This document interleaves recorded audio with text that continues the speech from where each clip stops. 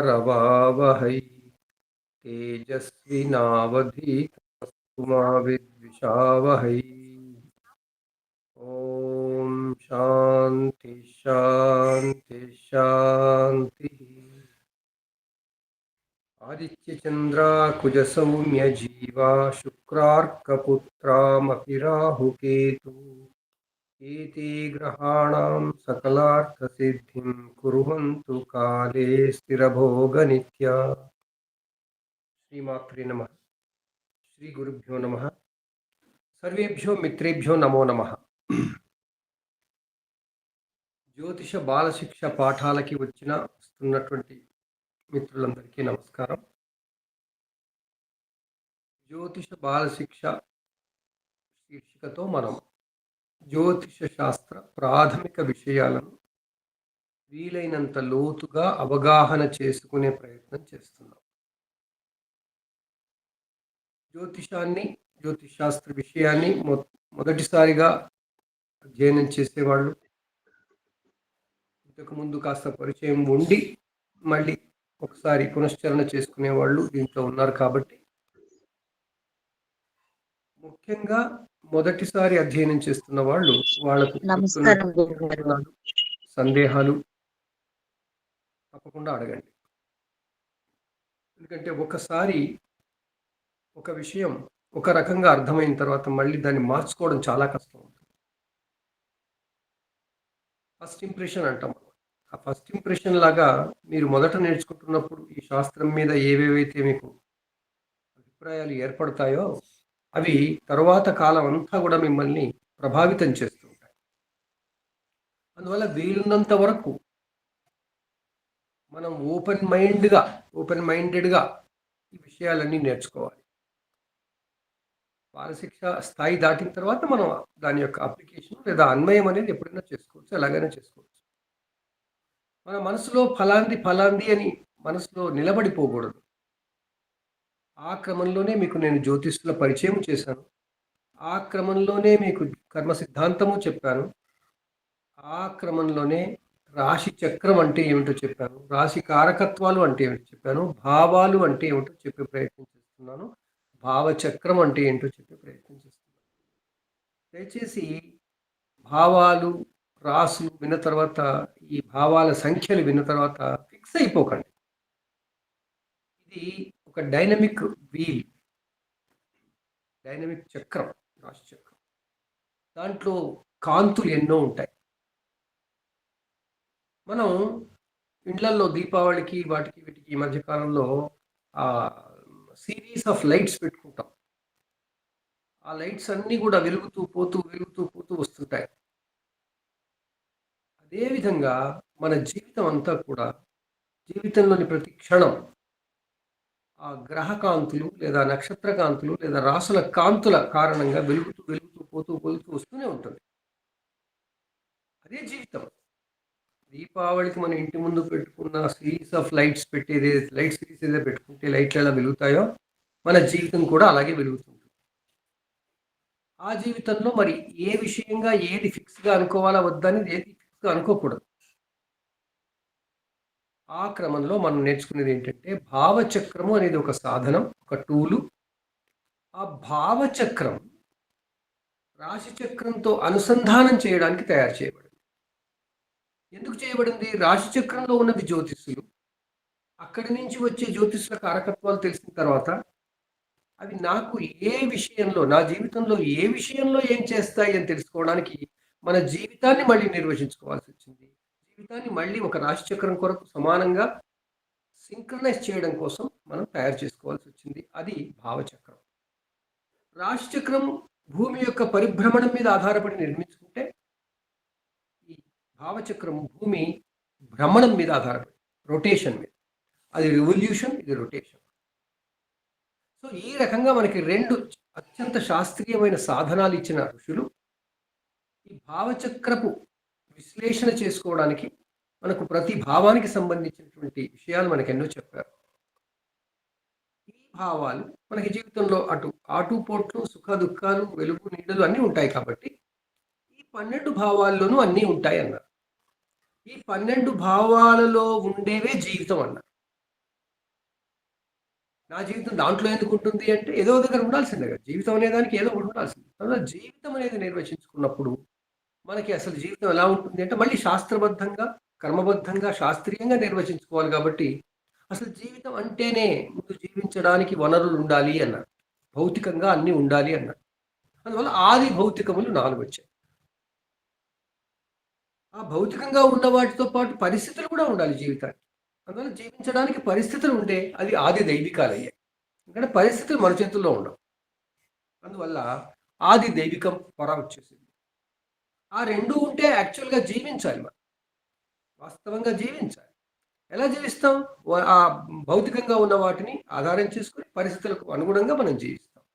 అలా జీవించడం అనేటువంటిది మరొక తాపత్రయంగా తీసుకొచ్చి మనకి ఆది భౌతికము, ఆది దైవికము, ఆధ్యాత్మికము అని 3 తాపత్రయాల గురించి చెప్పారు. వీటిని మళ్ళీ ఫర్దర్ సబ్ డివిజన్ చేసినప్పుడు ప్రతి దాంట్లో 4 ఉన్నాయి. ప్రతి దాంట్లో ధర్మ, అర్థ, కామ, మోక్ష. ధర్మ, అర్థ, కామ, మోక్ష. ధర్మ, అర్థ, కామ, మోక్ష. ఈ ఆ 12ని మనం ఒక దగ్గర పెట్టినప్పుడు 3 బ్లాకులుగా పెట్టినప్పుడు మొదటి దాంట్లో మొదటిది, రెండవ దాంట్లో మొదటిది, మూడవ దాంట్లో మొదటిది మొత్తం కలిపితే అది ధర్మ కోణమే. ధర్మ కోణం అంటే ఏమీ లేదు, జాతకుడే. జాతకుడు కనబడే విధంగా ఉంటే ఒకటి, ఆ కనిపించే అతనిలో ఉన్నటువంటి ఆలోచనలు, కనిపించే వ్యక్తిలో ఉన్నటువంటి ఆలోచనలు 5, పనిచేసేవాడు 9. ఆ ముగ్గురు మనలోనే ఉంటారు. జాతకుడిలోనే ఉంటారు. అందువల్ల జాతకుడిది ధర్మ కోణం అని.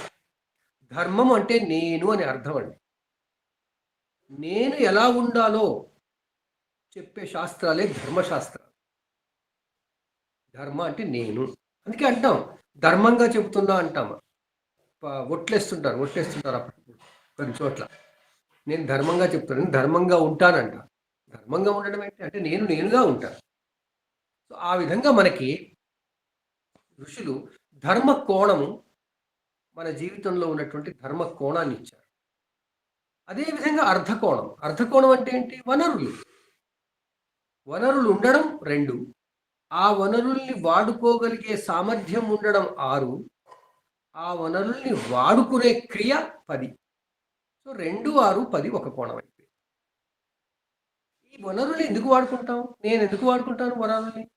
నాకేదో అవసరాలు ఉండాలి, కోరికలు ఉండాలి, నాలో శక్తి కూడా ఉండాలి. అప్పుడుగా నేను వాడుకునేది. అందువల్ల ఆ నాలో ఉండే శక్తి, నాలో ఉండే కోరికలు, నాలో ఉండేటువంటి అవసరాలు, నాకు ఉండేటువంటి అవసరాలు ఇవి 3 అయ్యాయి. ఆ 3 అవసరాలు ఎక్కడ తీర్చుకుంటాను నేను? వనరుల్ని వాడుకుని ఎక్కడో తీర్చుకోవాలిగా. ఆ తీర్చుకునేది నా ముందున్న ప్రపంచం కాబట్టి 7.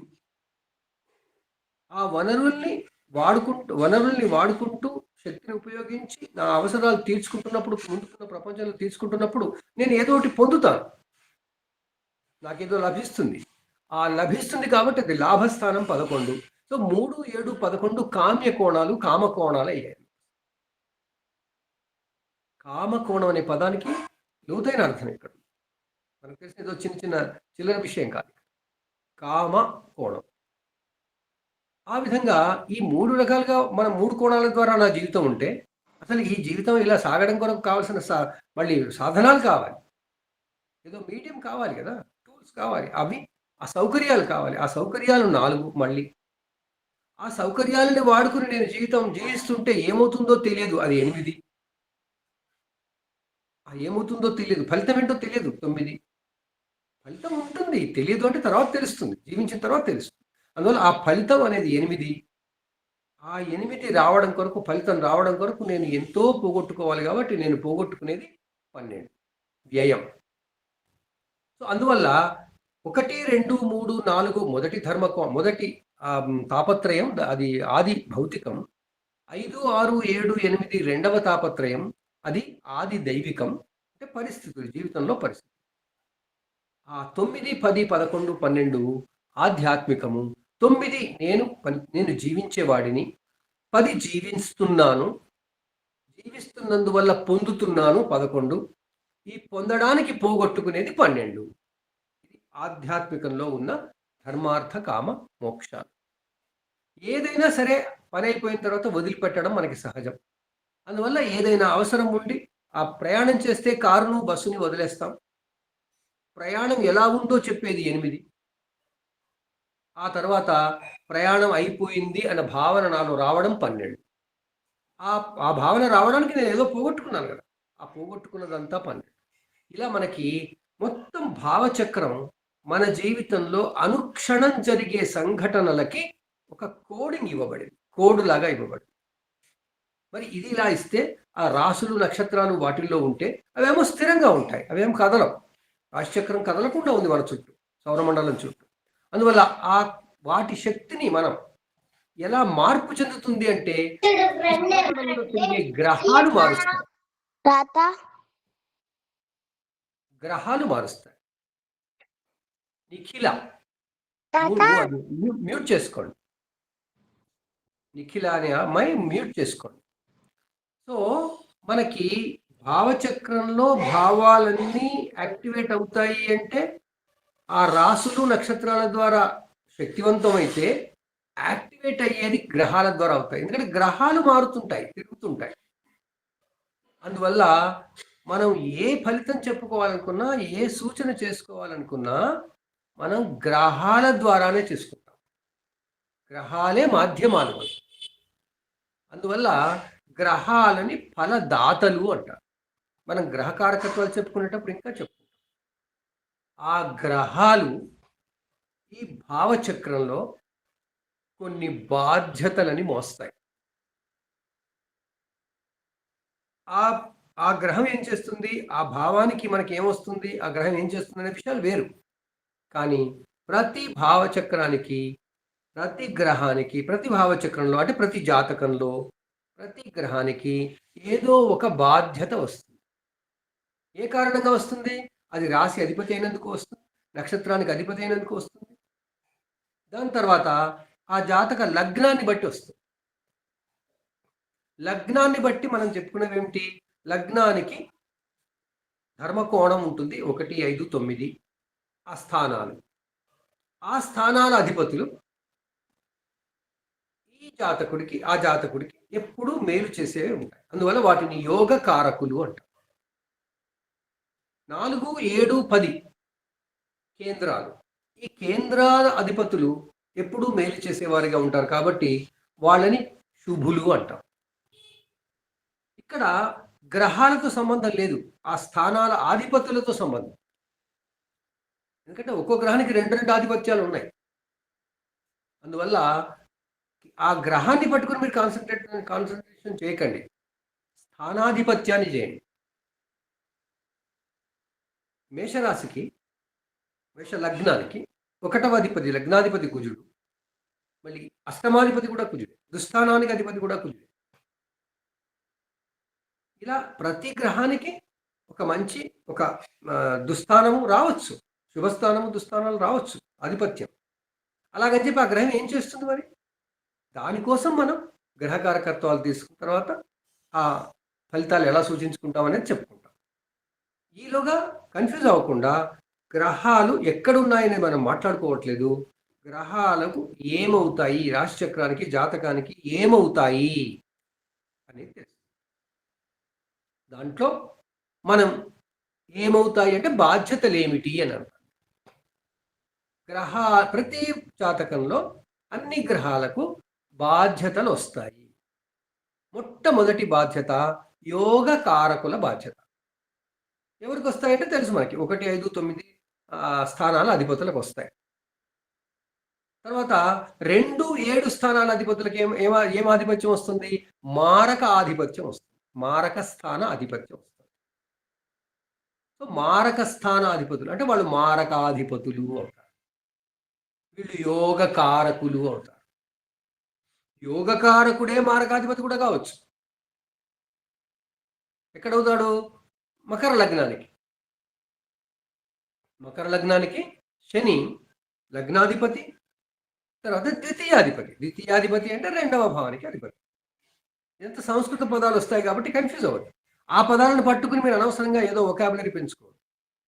అది కేవలం ఆ గ్రహము ఏమవుతుంది అని చెప్పడానికి మాత్రమే సూచించబడేది. సో మకర లగ్నానికి మారకుడు శని, లగ్నాధిపతి మారకుడు అవుతున్నాడు. మరి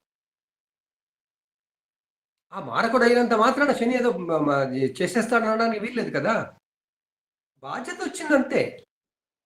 ఆ బాధ్యత వచ్చినంత మాత్రాన ఈయన ఏం చేస్తాడు అంటే, మళ్ళీ ఆయన ఎక్కడుంటాడో చూడాలి కదా! అందువల్ల ఆ ఎక్కడుంటాడో అనేది తర్వాత విషయం. అందువల్ల మనం ముందు ఏం నేర్చుకుంటున్నాము? అధిపతులు ఆధిపత్యం ద్వారా వచ్చేటువంటి బాధ్యతలు తెలుసుకుంటున్నాం. ఏ గ్రహానికైనా ఆధిపత్యం 1, 5, 9 వస్తే యోగకారకులవుతారు. 2, 7 వస్తే మారకులవుతారు. అదేవిధంగా 4, 7, 10 వస్తే కేంద్రాధిపతులవుతారు. లగ్నాధిపతి ప్లస్ కేంద్రాధిపతులవుతారు. ఇంకా ఏమున్నాయి మరి? చాలా చాలా ఉన్నాయి. వాటిల్లో అతి ముఖ్యమైనవి శుభులు, పాపులు. శుభులు, పాపులు మనం తెలుసుకున్నాం. ఏమని? 1, 4, 7, 10, 5, 9 ఈ 6 స్థానాల అధిపతులు గ్రహాలు ఏవైనా సరే అవి శుభులు అవుతాయి. కార్యనిర్వాహక శుభులు అంటే ఫంక్షనల్ బెనిఫిట్స్. ఆ జాతకానికే, ఆ కుండలికే వాటికి శుభులు అవుతాయి. మరి ఆ జాతకంలో 2, 7 వాళ్ళ అధిపతులైతే వాళ్ళు మారకులు అవుతారు. అదే జాతకుడి. దాని తర్వాత ఈ 6, 8, 12 వాళ్ళైతే దుస్థానాధిపతులు అవుతారు. వాళ్ళని మారకులు అనకూడదు. మారక స్థానాధిపతే మారకుడు. ఈ 6, 8, 12 వాళ్ళు ఏమంటాము? దుస్థానాధిపతులు అంటాం. ఆ దుస్థానాధిపతి మనకి ఏం చేస్తాడు? ఎక్కువ నెగిటివ్ ఎనర్జీ ఇస్తాడు. నెగిటివ్ ఎనర్జీకి జ్యోతిషంలో పాపి అని పేరు. శుభుడు అంటే పాజిటివ్ ఎనర్జీ, పాపి అంటే negative energy. So negative energy ఇచ్చే ఏ శక్తి అయినా దాన్ని మనం పాపి అంటాం. అందువల్ల గ్రహాలు పాపులు అవుతాయి. ఆ గ్రహం పాపం కాదు, పాపి కాదు. ఆ గ్రహానికి ఉన్న బాధ్యత కారణంగా మన మీద దాని నుండి కలిగే ప్రభావం పాపం. అది పాపి. ఈ పాపం అంటే మనకు తెలిసిన పాపం కాదు, పుణ్యపాపాలది కాదు. పాపం అంటే నెగిటివ్ ఎనర్జీ. ఎలక్ట్రోమాగ్నెటిక్ ఎనర్జీలో నెగిటివ్ ఎనర్జీ పేరు పాపం, పాపి. పాపాన్ని కలిగించేది పాపి. సో ఈ విధంగా ఉంటే మనకి యోగకారకులు, మారకులు, శుభులు, పాపులు. ఈ శుభులు, పాపులు ఎవరవుతారు అంటే మనం గ్రహకారకత్వాలు చెప్పుకున్నాక చెప్పుకోవాలి. అంటే అది అక్కడ గ్రహ మైత్రి అవసరం. పరస్పరం ఉండే స్నేహం ముఖ్యమవుతుంది. ఆ స్నేహం అంటే ఏమిటి, వాళ్ళకి ఎలా వస్తుందనే తర్వాత మనం గ్రహకారకత్వాలు కూడా చెప్పుకుందాం. ఇంకా మిగిలింది మరొకటి అత్యంత ముఖ్యమైనటువంటి బాధ్యత ఏ గ్రహానికైనా రావచ్చు. ఏమిటి అంటే బాధకుడు అని. ఏ గ్రహమైనా ఏ జాతకునికైనా బాధకుడు కూడా కావచ్చు. బాధకుడు అంటే ఎవరు? అది మనం తెలుసుకోవాలి. మనం యోగకారకుడు తెలుసుకున్నాం, మారకుడు తెలుసుకున్నాం, పాపులు తెలుసుకున్నాం. దుస్థానాధిపతి పాపులు. ఇక బాధకాధిపతి, దాన్ని బాధక స్థానం అంటాం. ఆ బాధక స్థానం మళ్ళీ 12లో ఏదో ఒకటి అవ్వాలి. మన ఋషులు ఏం చేశారు? ఈ బాధకాధిపత్యం ఎలా వస్తుందో వాళ్ళు డైనమిక్గా ఒక ఫార్ములా పెట్టారు. దానికి కండిషన్ ఏంటంటే లగ్నము, మనం రాశి కారకత్వాలు తెలుసుకున్నాం కదా. మనకి రాశులన్నీ కూడా మనకి 3 మడతల దాంట్లో చర, స్థిర, ద్విస్వభావ అని 3 రకాలుగా చెప్పుకున్నాం. మేషరాశి చరరాశి, వృషభ రాశి స్థిర రాశి, మిథునం ద్విస్వభావ రాశి. మళ్ళీ అది కంటిన్యూ అయింది కదా. అట్లా చర, స్థిర, ద్విస్వభావ అనేటువంటి స్వభావం మీద ఆధారపడి ఆ స్వభావపు రాశి గనక లగ్నమైతే అంటే మేషరాశి, కర్కాటక రాశి, తులారాశి, మకర రాశి, ఈ 4 చరరాశులు అంటే చర స్వభావం కలిగిన రాశి. ఈ 4 రాశుల్లో ఏ రాశి అయినా లగ్నమైతే జాతకుల కండిషన్ ఏమన్నారు? ఆ రాశికి 11వ స్థానం ఎవరైతే అధిపతో ఆ అధిపతికి బాధ్యత, బాధకుని బాధ్యత వస్తుంది. బాధకుడు అంటే ఏం చేయాలి? జాతకుడిని బాధించాలి. జాతకుడికి బాధ కలిగించాలి.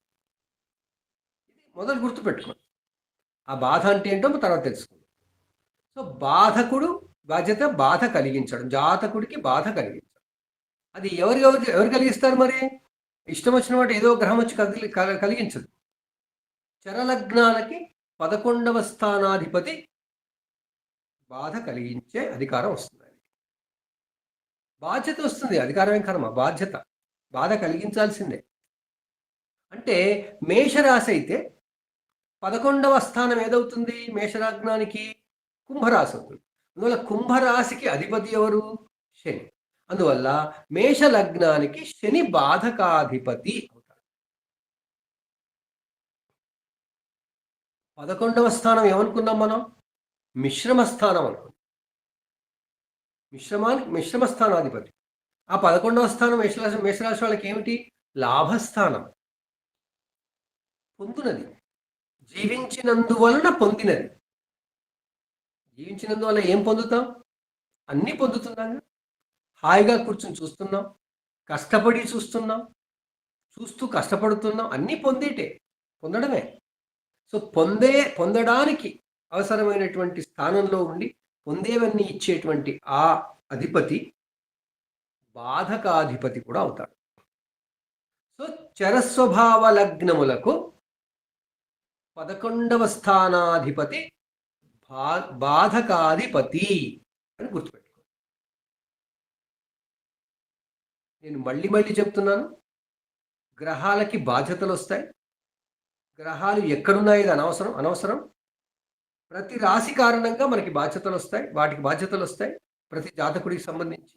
ఆ బాధ్యతల్లో యోగకారకులు అంటే 1, 5, 9 అధిపతులు, మారకులు అంటే 2, 7 స్థానాధిపతులు, 6, 8, 12 అధిపతులు అంటే దుస్థానాధిపతులు. చరలగ్నాలకు 11వ రాశి అధిపతి, 11వ స్థానపు అధిపతి బాధకుడు అంటారు. మరి చరలగ్నాలకైతే స్థిర లగ్నాలకు కావాలిగా మనం. మన ఋషులు ఏం చెప్పారు? ఆ ప్రిన్సిపల్ ప్రకారం స్థిర లగ్నాలకైతే 9వ స్థానాధిపతి అన్నారు. 9వ స్థానాధిపతి ఇంకో బాధ్యత ఏంటి ఆయనకి? యోగకారకుని బాధ్యత. 1, 5, 9 యోగకారకులు కదా. మరి యోగకారక బాధ్యత ఉన్న అదే గ్రహం 9వ స్థానాధిపతిగా బాధకుడు ఉంటాడు. ఎవరికి? స్థిర స్వభావ లగ్న జాతకులు. స్థిర రాశులు అంటే స్థిర స్వభావ లగ్నాలు ఏమవుతాయి? వృషభం అవుతుంది, వృశ్చికం అవుతుంది, సింహం అవుతుంది. వృషభం, సింహం, వృశ్చికం, దాని తర్వాత కుంభం. ఇవి స్థిర రాశులు కదా. సో ఈ స్థిర రాశులు లగ్నాలైనప్పుడు వీటికి 9వ అధిపతి ఎవరైతే ఉంటారో, అన్నిటికీ ఒకటి కాదు కదా, ఏ రాశికి ఆ రాశికి 9వ అధిపతి వేరే ఉంటాడు. సో వృషభ రాశికి 9వ అధిపతి ఎవరు? వృషభానికి 7వ రాశి ధనుస్సు, వృశ్చికం. వృశ్చికానికి 7, 8 ధనస్సు, 9 మకరం, శని. సో 9వ స్థానం మకరం. శని బాధకుడు అవుతాడు. ఎవరికి? వృషభ రాశి వాడు. మేషరాశి వాళ్ళకు కూడా శని అయ్యాడు, కలిసింది అక్కడ. ఆయన 11వ స్థానాధిపతిగా అయ్యాడు, కుంభరాశి అధిపతిగా అయ్యాడు, మకర రాశి అధిపతిగా కాదు. వృషభ రాశికి మకర రాశి అధిపతి అయ్యాడు. ఇది కూడా బాగా గుర్తుపెట్టుకోండి. ఆ గ్రహం అనగానే ఏ రాశి అయితేందని కాదు, ప్రతి రాశికి ఆ గ్రహానికి ప్రత్యేకత ఉంటుంది, ఆ బాధ్యత వేరే. మనకి స్థిర రాశులకి 9వ స్థానాధిపతి బాధకుడు అవుతాడు. ఇప్పుడు మీరు వృషభ రాశి తర్వాత సింహరాశికి చూడండి. సింహరాశికి 7వ స్థానం కుంభం, 8 మీనం, 9 మేషం. సో మేషరాశ్యాధిపతి అయినటువంటి కుజుడు సింహరాశి జాతకులకి బాధకుడు అవుతాడు. దీనికి ఇది అడిషనల్ రెస్పాన్సిబిలిటీ, అదనపు బాధ్యత. అక్కడ 9వ అధిపతే కానీ ఆయన యోగకారకుడు, మళ్ళీ బాధ కూడా పెట్టాలి. సో ఆ విధంగా బాధకుడు అవుతాడు సింహం. తర్వాత వృశ్చికం, అంతే కదా, వృశ్చిక రాశి. వృశ్చిక రాశికి 9వ అధిపతి ఎవరు? వృశ్చిక రాశికి 9వ రాశి, వృశ్చిక లగ్నానికి 9వ స్థానం కర్కాటకం. సో కర్కాటక రాశి అధిపతి ఎవరు? చంద్రుడు. సో వృశ్చిక లగ్న జాతకులకి చంద్రుడు బాధకుడు. ఆ విధంగా మనకి స్థిర రాశులకు 9వ రాశ్యాధిపతి, 9వ స్థానాధిపతి బాధకుడు. ఈ తర్వాత మనకి ఇక్కడ వృశ్చికం తర్వాత మనకి కుంభరాశి అవుతుంది, స్థిర రాశి. సో కుంభ లగ్నానికి మళ్ళీ 9 ఎవరు అవుతారు? కుంభానికి సింహం 7, కన్య 8, తుల 9. సో కుంభరాశికి 9వ స్థానమైన తులారాశి అధిపతి అయినటువంటి శుక్రుడు బాధకుడు అవుతాడు. ఈ విధంగా మనకి బాధక స్థానాలు తెలిసి బాధక గ్రహాలు ఏ రాశికి ఏమిటి అని తెలుసుకోవాలి. అది ఫిక్స్డ్, స్థిరం, అది ఇంకా మళ్ళీ మారదు. ఒకసారి లగ్నం అయ్యింది అంటే ఇంకా మారవు, అన్నీ ఏది మారవు. అందుకే నేను మీకు చెప్పాను, భావచక్రం ఒకసారి లగ్నం ఆరంభమైతే, లగ్నం తెలిసిపోతే భావచక్రం ఫిక్స్ అయిపోతుంది, స్ట్రక్చర్ ఫిక్స్ అయిపోతుంది, అంతా వెల్డింగ్ అయిపోతుంది, ఇంకా మళ్ళీ మారదు ఆ ఫ్రేమ్. సో ఆ విధంగా మనకి చరస్వభావ లగ్నాలకు 11వ స్థానాధిపతి, స్థిర స్వభావ లగ్నాలకు 9వ స్థానాధిపతి బాధకులు అవుతారు. ఇంకా మిగిలింది ఏంటి మనకి? ద్విస్వభావ రాసులు. ఇవి 4 ఉంటాయి, అన్ని 4 ఉంటాయి. ఈ 4 మూలలకు ఉంటాయి మనకి, మన డబ్బాలకి. గురువు గారి ధనస్సు మీనం, బుధుడిది మిథునం కన్య. వీళ్ళిద్దరూ పరస్పరం బాధకులు అవుతారు. మిథున లగ్న జాతకుల బుధుని యొక్క ఆధిపత్యంతో ఉండే మిథునం కానీ కన్య కానీ కనుక లగ్నాలవుతే దానికి ధనుస్సు యొక్క అధిపతి లేదా మీనాధిపతి అయినటువంటి గురువు బాధకుడు అవుతారు. కేంద్రాధిపతి కూడా మొదట స్థిర స్వభావం వాళ్ళకేమో లాభాధిపతి బాధకుడు అయ్యాడు, స్థిర స్వభావం వాళ్ళకేమో భాగ్యాధిపతి అంటే 9వ అధిపతి బాధకుడు అయ్యాడు. వీళ్లకు కేంద్రాధిపతి మారకుడు కూడా బాధపడవుతున్నాడు. గురువుకి బుధుడు, బుధుడికి గురువు. ఇక్కడ వేరే ప్రాబ్లం లేదు. అంటే 7th lord sir, 7th lord. స్వభావ రాశులకి 7వ స్థానాధిపతి బాధకుడు. సో మనం ఒకసారి ఈ భావచక్రంలో ఏ భావానికి ఎవరు అధిపతి తెలుసుకున్నాక, ఆ అధిపతికి ఉండే బాధ్యతలు తెలుసుకున్నాక, మనకి యోగకారకులు ఎవరు, దుస్థానాధిపతులు ఎవరు, బాధకులు ఎవరు, మారకులు ఎవరు, శుభులు ఎవరు అనేది తెలుసుకుంటే ఒక ఒక ఒక ఒక ఒక స్టేజ్ అయిపోతుంది కుండలి విశ్లేషణ. అప్పుడు మనం తెలుసుకోవాల్సింది ఏమిటి అంటే, ఈ బాధకుడు ఏం చేస్తాడు అసలు, మారకుడు ఏం చేస్తాడో మనం గత వారం చెప్పుకున్నాం. మారకుడు మనకి ఒత్తిడి కలిగిస్తాడు, మార్పులకి కారణమవుతాడు. మారకుని కారణంగానే నేను నా బ్యాంక్ బ్యాలెన్స్ వదిలేసి ఉపయోగించి ప్లాట్ కొంటాను. మార్పే అది, ఆయనే మారకుడే. ఆ కొంటున్నప్పుడు నాకుండే టెన్షన్స్ అవి ఎలాగుంటాయి, రిజిస్ట్రేషన్ అవుతుందా కాదా, కొనేది జెన్యూనా కాదా, ఆ టెన్షన్స్ అన్ని ఉండే. ఆ టెన్షన్ లేకుండా ఇంత మారకం జరగదుగా. అందువల్ల మారకంలో టెన్షన్ ఉంటుంది, ఆ ఒత్తిడి కలిగిస్తాడు. అందువల్ల ఆయన కారణంగా నా నా నా ధన సంపాదన, నా కుటుంబ వనరు అనేది మారిపోతుంది, ఎక్స్చేంజ్ అవుతుంది. ఆ విధంగా మనకి మారకులు, బాధకులు, యోగకారకులు, శుభులు, పాపులు నిర్ణయం అయిన తర్వాత బాధకుడు ఏం చేస్తాడు అని మనం తెలుసుకోవాలి. బాధకుడు అనంగానే ఇక జీవితం అంతా ఆ జాతకుడికి బాధ కలిగించే పనేం పెట్టుకోడు. అందరూ డైనమిక్. గ్రహాలు జన్మించినప్పుడు ఒక చోట ఉంటాయి, కానీ జన్మించిన మరుక్షణం నుంచి మారిపోతూనే ఉంటాయి కదా. అందువల్ల వాటి పని చేసుకుంటూ పోవాల్సిందే. కేవలం పుట్టినప్పుడు లేదా కుండలిలో ఉన్నటువంటి బాధ్యతను పట్టుకొని అదే పట్టుకొని కూర్చొని ఇంకో చోటుకు పోయినా కూడా ఆ పని చేస్తా అంటే లాభం లేదు కదా. అందువల్ల గ్రహాల యొక్క బాధ్యతలు కేవలం బాధ్యతలు, ఆ ఫలితాలు, బాధ్యతల కారణంగా వచ్చే ఫలితాలు గ్రహ స్థితిని బట్టి వస్తాయి. స్థితి గురించి మనం చెప్పుకోవట్లేదు. ఇక బాధకుడు ఏం చేస్తాడు? యోగకారకుడు ఏం చేస్తాడు? సపోర్ట్ చేస్తాడు.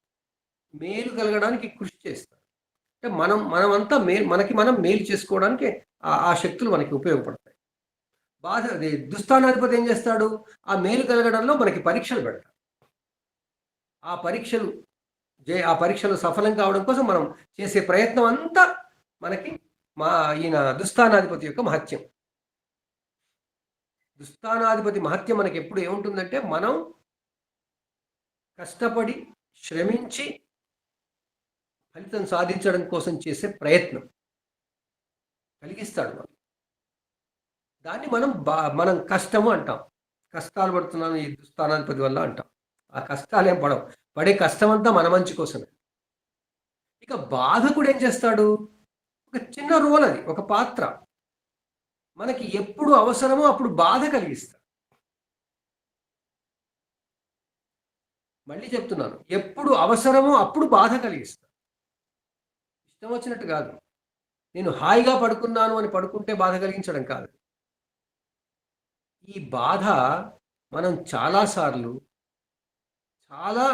ఎన్నో విధాలుగా మనం పడతాం.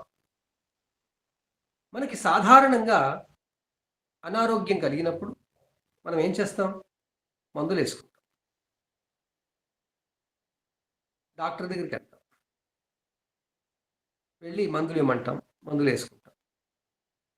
మందులు ఇచ్చినప్పుడు ఆయన 15 ట్యాబ్లెట్లు 20 ట్యాబ్లెట్లు రాశాడు అనుకో, మనం ఇంటికి రాగానే ఏం చేస్తాం? డబ్బాలో అన్నీ పెట్టుకుంటాం, ఆ మందులన్నీ వేసుకుంటూ కూర్చుంటాం. ఏ రోజైనా ఆ మందులన్నీ వేసుకుంటూ సంతోషంగా హాయిగా నేను మందులు వేసుకుంటున్నాను అని ఏ రోగైనా అనుకుంటాడా?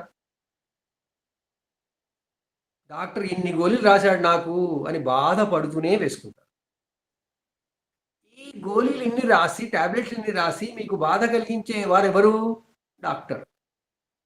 మరి ఆ డాక్టరు మీకు బాధ కలిగించింది ఎందుకు? మనకు బాధ కోసమేనా? ఆ విధంగానే ఇంజక్షన్ ఇచ్చే డాక్టర్ ఇంజక్షన్తో మన శరీరంలో కుచ్చేస్తాడు. కుచ్చేసిన దాన్ని బాధ పెడుతున్నాం అంటాం కదా, మొత్తుకుంటాం కదా. మరి ఆయన బాధ కూడా, ఆ బాధ పెట్టకపోతే మనకు ఎన్నో కష్టాలు వస్తాయి, ఎన్నో బాధలు వస్తాయి, ఎవరు తీర్చలేని బాధలు వస్తాయి. అందువల్ల బాధకుడి పాత్ర ఏమిటి అంటే, బాధ కలిగించడం. బాధ ఎందుకు కలిగిస్తాడు అంటే, బాగుపడడం కోసం, మన బాగు కోసం. సో బాధకుడి పాత్ర బాగు చేయడం. ఈ విధంగా మనకి గ్రహాల బాధ్యతలు ప్రతి జాతకంలోనూ ఉంటాయి. సో నా జాతకంలో నా లగ్నం కనుక మేషమైతే నాకు 11వ స్థానాధిపతి అయినటువంటి శని బాధకుడు.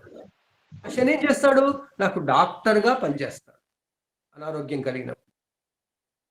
మరి అదే నేను చదువుకుంటున్నాను, క్లాసులకు వెళ్తున్నాను, చిన్న స్కూల్లో చదువుకుంటున్నాను, క్లాసులకు వెళ్తున్నాను. అప్పుడు ఆ ఉపాధ్యాయుడే నన్ను బెత్తంతో కొడతాడు. బెత్తంతో కొట్టే ఉపాధ్యాయుడు బాధకుడు అందామా, లేదా నాకు ఎప్పుడు చెడు చేసేవాడు అందామా, హానికారకుడు అందామా? ఆ కొట్టకపోతే నాకు చదువు రాదు కదా.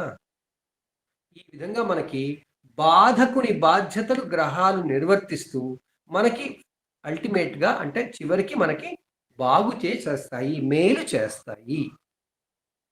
ఇది బాగా గుర్తుపెట్టుకో. ఏ సమయానికి చేయాలి అంటే, ఎప్పుడు నేను సరిగ్గా చదవట్లేదో అప్పుడే కొడతాడు, ఎప్పుడు నాకు అనారోగ్యమైందో అప్పుడే బాధలు పెడతాడు. మనకి అవసరమైనప్పుడే బాధలు పెడతాడు. ఇది బాధకుడి యొక్క బాధ్యత నిర్వహణ. మరి ఈ భావాలన్నింటికి, ఈ స్థాన ఆధిపత్యం కారణంగా వచ్చినటువంటి బాధ్యతలే కాకుండా గ్రహాలకి ఇంకా ఏమైనా బాధ్యతలు ఉంటాయా? గ్రహాలు మనం నేర్చుకుంటున్నప్పుడు రాశి చక్రంలో రాశులకి కారకత్వాలు ఉంటాయి, గ్రహాలకి ఉంటాయి. రాశుల కారకత్వాలు రాశులకు ఉండంగా, గ్రహాలతో సంబంధంగా కూడా మనం కారకత్వాలు తెలుసుకున్నాం. అక్కడే మనకి గ్రహాధిపత్యం అది వచ్చింది కదా, రాశ్యాధిపత్యం. ఆ క్రమంలోనే గ్రహాలు కూడా ఒక జ్యోతిష్యులు కాబట్టి ముఖ్యమైన జ్యోతిష్యులు కాబట్టి గ్రహాలకి కూడా భావాలకు సంబంధించిన ప్రత్యేక బాధ్యతలు ఇచ్చారు ఋషులు. అంటే ప్రత్యేక బాధ్యత అంటే ఏంటి? ఎలాగో భావాధిపతి అవుతున్నాడు కదా, ఒకటో భావానికి లగ్నాధిపతి, రెండో భావానికి ద్వితీయాధిపతి అవుతున్నారు కదా. ఆ బాధ్యతలు ఎట్లాగ వస్తున్నాయి? ఎలా వస్తున్నాయి? అవి రాశికి అధిపతి అయినందుకు వస్తున్నాయి. గ్రహాలకి భావాధిపత్యం ఎలా వస్తుంది? రాస్యాధిపత్యం అయినందుకు వస్తుంది. రాస్యాధిపత్యాలు కాకుండా భావాలకి డైరెక్ట్గా ఇండివిజువల్గా ఏమైనా చేస్తారా? స్వతంత్రంగా ఏమైనా కలిగిస్తారా? దానికి మన ఋషులు విపరీతమైన రీసెర్చ్ చేసి ప్రతి గ్రహానికి భావకారకుడు అన్నారు. గ్రహాలకి భావకారక బాధ్యత ఇచ్చారు. భావాధిపత్య బాధ్యత వేరు. భావాధిపత్యం కారణంగా ఆ భావానికి అధిపతి అవుతాడు. ఆ భావానికి సంబంధించిన ఫలితాలన్నీ ఇవ్వడానికి ఆయనే రెస్పాన్సిబుల్ అవుతాడు.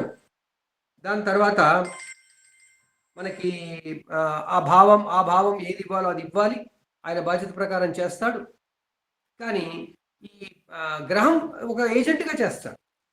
ఆ గ్రహం ఆ భావానికి సంబంధించి ఏమైనా ఉంటుందా? స్వతంత్రంగా ఏమైనా చేస్తాడా? ఆ దాన్ని భావకారక బాధ్యత అంటారు. భావాధిపతి బాధ్యత వేరు, భావకారక బాధ్యత వేరు. భావకారకం అంటే ఏంటి? అది ఇంకా ఆ గ్రహమే చేస్తుంది. ఆ దాన్ని మన జ్యోతిషంలో రెండు రకాలుగా చెప్పారు. స్థిర భావకారకులు, చరభావకారకులు అన్నారు. స్థిర అంటే ఫిక్స్డ్, స్టాటిక్. చర అంటే డైనమిక్. ఇప్పుడు అక్కడ 90 గ్రహాలు ఉన్నాయి. దాంట్లో రాహుకేతువులు ఎప్పుడు ఉనికి లేదు కాబట్టి వాళ్ళని పక్కన పెడతాం. ఈ 7 బాబు నువ్వు ఈ భావానికి ఇన్ఛార్జ్గా ఉండు అని ఫిక్స్ చేసి పెట్టావు అనుకోండి. సూర్యుడికి చెప్తారు, ఋషులు అన్నారు అనుకోండి, సూర్యుడు ఈ భావానికి భావకారకుడు అన్నారు అనుకోండి. ఆయన ఆ భావానికి భావాధిపతి అయినా కాకపోయినా ఈ బాధ్యత మాత్రం మళ్ళీ స్పెషల్గా ఉంటుంది. సో మనకేంటి ఇప్పుడు? భావాధిపతిగా బాధ్యత. భావాధిపతిగా ఉన్నప్పుడు యోగకారకుడు కావచ్చు, మారకుడు కావచ్చు, బాధకుడు కావచ్చు, శుభుడు కావచ్చు, అది కావచ్చు. ఆ భావాధిపత్యం కారణంగా వచ్చిన బాధ్యతలు కాకుండా భావానికి భావకారకుడిగా బాధ్యతలు ఇచ్చారు. ఆ భావకారకుడిగా ఫిక్స్ చేసిస్తే స్థిర భావకారకుడు అంటారు. అంటే బాబు ఈ భావానికి ఈ గ్రహము అని ఫిక్స్ చేశారు. అట్లా కాకుండా జాతక చక్రంలో వాళ్ళు ఉన్నటువంటి పొజిషన్ను బట్టి, ఒక్కొక్క రాశిలో వాళ్ళు ఎక్కడెక్కడ ఉన్నారు అనే దాన్ని బట్టి అప్పుడు డిసిగ్నేట్ చేస్తే అప్పుడు గ్రహాలు ఫిక్స్ కాదు. ఒకటో భావానికి ఆ జాతక చక్రంలో ఆ గ్రహం ఇలా ఇన్ని డిగ్రీల్లో ఉండాలి అని ఫిక్స్ చేస్తారు. అలా చేస్తే చర భావకారకులు అంటారు. ఈ చర భావకారకులు జైమిని జ్యోతిష పద్ధతిలో ఎక్కువగా ఉపయోగిస్తారు. అది మనకి ప్రస్తుతం అవసరం లేదు, అది మనం పక్కన పెడతాం. ఎందుకంటే మనకి గ్రహాల బాధ్యతలు, గ్రహాల కారకత్వాలు చెప్పుకునేటప్పుడు మళ్ళీ చెప్పుకుందాం. దానికి గ్రహ కారకత్వాలు కూడా తెలుసు. స్థిర భావకారకులు అంటే ఏంటి? సూర్యగ్రహం ఈ భావం ఈ భావం, చంద్రగ్రహం ఈ భావం ఈ భావం ఫిక్స్ అయిపోయింది. మనం స్థిర భావకారకుల గురించి చెప్పుకోవాలి. ఎందుకంటే రేపు భావాల గురించి చెప్పుకుంటున్నప్పుడు, భావాల గురించి మాట్లాడుతున్నప్పుడు మనకు ఆ భావకారకుడు ఎవరో కూడా తెలియాలి. ఆ భావకారకుడు ఆ భావానికి అధిపతి కావచ్చు, కాకపోవచ్చు. ఇది చాలా ఇంపార్టెంట్, ఇది అర్థం చేసుకోవడం.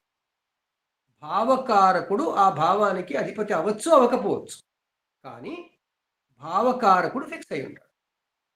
మనకి ఎన్ని భావాలు ఉన్నాయి? 12 భావాలు ఉన్నాయి. ఈ 12 భావాలలో మన ఋషులు ఏమన్నారు? 1వ భావానికి సూర్యుడు భావకారకుడు అన్నారు. ఇది ఫిక్స్డ్. మేషలగ్నం వాళ్ళకి తనుభావం అంటే మొదటి భావానికి అధిపతి ఎవరవుతారు? కుజుడు అవుతాడు. కానీ భావకారకుడు ఎవరవుతారు? సూర్యుడు అవుతాడు.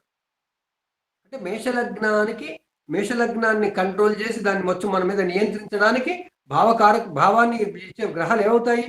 కుజుడవుతాడు, సూర్యుడవుతాడు, ఇద్దరు ఉంటారు అక్కడ. ఇద్దరి కారణంగా మనకి ఆ భావానికి సంబంధించిన శక్తి రావడం లేదా ఫలితాలు ఉండడం అనేది జరుగుతుంది.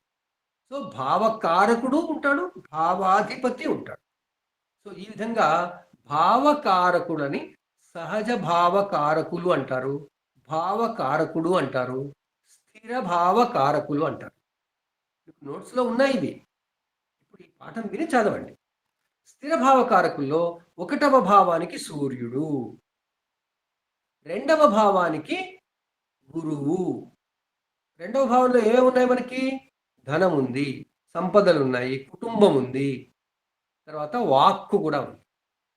అందువల్ల అక్కడ ఇంకొక గ్రహాన్ని కూడా తీసుకొచ్చి పెట్టారు, ఆయన కూడా నామినేట్ చేశారు. ఆయన ఎవరు? బుధుడు. బుధుడు దేనికి కారకుడు? వాక్స్థాన కారకుడు, వాక్కు, కమ్యూనికేషన్. అందువల్ల బుధ గ్రహం కమ్యూనికేట్ చేయడానికి మనకెప్పుడు సహాయం చేస్తుంది. గురుగ్రహం కుటుంబం కొరకు, సంపదల కొరకు. అందువల్ల గురువుని ఏమంటారు? ధనకారకుడు అంటారు. ధనకారకుడు ఆయన ఆ 2వ రాశి, ఆ రెండవ భావపు రాశి ఏ రాశి అయినా సరే, వృషభ రాశి లగ్నం అనుకుంటే మిథున రాశి 2వ భావం అవుతుంది. ఆ మిథున రాశి యొక్క అధిపతి, ద్వితీయాధిపతి ఎవరవుతారు? బుధుడు అవుతాడు ఆ జాతకుడి. కానీ ఆ భావము ఫర్దర్గా ప్రాస్పర్ అవ్వాలి అంటే గురువు కూడా కావాలి. ఎందుకంటే గురువు ద్వితీయ భావ కారకుడు, ధన భావ కారకుడు, కుటుంబ భావ కారకుడు. ఇవి ఫిక్స్ అయిపోయినాయి. ఇది రాశి భావాల మీద ఆధారపడి లేదు. సో 1వ భావానికి సూర్యుడు, 2వ భావానికి గురువు మరియు బుధుడు. బుధుడు ఎందుకోసం? ఆయన రోల్ ఏంటి? కమ్యూనికేషన్ కోసం. మన కమ్యూనికేషన్ ఎబిలిటీ ఏదైతే ఉందో అది మనకి సంపదనే కదా. ఆ సంపదకి ఈయన ఇన్ఛార్జ్. ఆ విధంగా మనకి 2వ భావానికి గురువు బుధుడయ్యారు. 3వ భావం ఏంటి? మనలో ఉండే శక్తి, మన సహకారం సహకరించే భావన, సహకరించే తత్వం. దాని తర్వాత మనలో ఉండే శక్తి. మనం పనిచేయడం కాదండి, మనలో ఉండే శక్తి వరకే. మనలో ఉండే కోరికలు, మనకు ఉండవలసిన అవసరాలు, మన ప్రకటన భావ ప్రకటన సామర్థ్యం, అక్కడ కూడా కమ్యూనికేషనే వస్తుంది. అందువల్ల 3వ భావానికి, భ్రాతృభావానికి కారకుడు కుజుడు అన్నారు. సో 1వ భావానికి సూర్యుడు, 2వ భావానికి గురువు మరియు బుధుడు, 3వ భావానికి కుజుడు మరియు బుధుడు. ఇక్కడ ఒకసారి మళ్ళీ వస్తున్నాడు. ఇది బాధ్యతలన్నీ ఎగ్జామినేషన్ హాల్ కాదు, హాల్ టికెట్ నెంబర్ ఇచ్చి ఒకటే పేపర్ రాయడం కాదు. అవి అన్ని శక్తులు ఉన్న గ్రహాలు. అవి మనలోని ఎన్నో విషయాలను అవి నియంత్రిస్తాయి. కాబట్టి దేన్ని ఏది స్థూలంగా నియంత్రిస్తుంది అని చెప్పడానికి భావకారకత్వాలు చెప్పారు. అంతేగాని శని మొదటి భావానికి కారణం కాకూడదని కాదు. ఆయన చేసే పని ఆయన చేస్తూనే ఉంటాడు. అన్ని గ్రహాలకి అన్ని భావకారకత్వాలు ఉంటాయి. అన్ని భావాల్లో అంతా ఉన్నట్టే. అదేవిధంగా ఇది కేవలం మనం స్థూలంగా అర్థం చేసుకోవడానికి మన ఋషులు మనకు అందించినటువంటి విజ్ఞానం. సో 3వ భావానికి కుజుడు, భ్రాతృభావకారకుడు. దాని తర్వాత బుధుడు కూడా ఉంటాడు. తర్వాత 4వ భావం. 4వ భావం దేనికి సంబంధించింది? మనకి సౌకర్యములు, సుఖములు, దానికి సంబంధించి సుఖభావం. ఈ సుఖాన్ని ఎవరు కలిగిస్తారట మనకంటే? మన మనసుకు కలగలిగా సుఖం, అప్పుడేగా మనం సుఖం ఫీల్ అయ్యేది. అందువల్ల మనసుకి కారణమైనటువంటి చంద్రుడు 4వ భావానికి భావకారకుడయ్యాడు. సో 4వ భావానికి స్థిర భావ కారకులు ఎవరు అంటే చంద్రుడు మరియు శుక్రుడు. ఈ శుక్రుడు సుఖభావానికి కారకుడు. అందువల్ల చంద్ర శుక్రులు 4వ భావానికి భావకారకులు అవుతారు. ఈ 4వ భావం వేరే జాతకంలో వేరే భావాధిపతి ఉండొచ్చండి.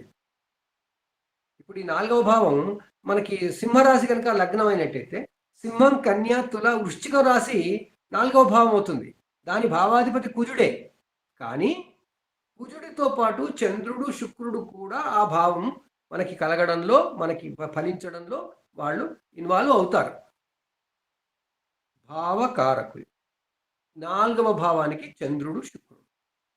1వ భావానికి సూర్యుడు, 2వ భావానికి గురువు బుధుడు, 3వ భావానికి కుజుడు బుధుడు, 4వ భావానికి చంద్రుడు, శుక్రుడు డబల్ డబల్ వస్తున్నారు.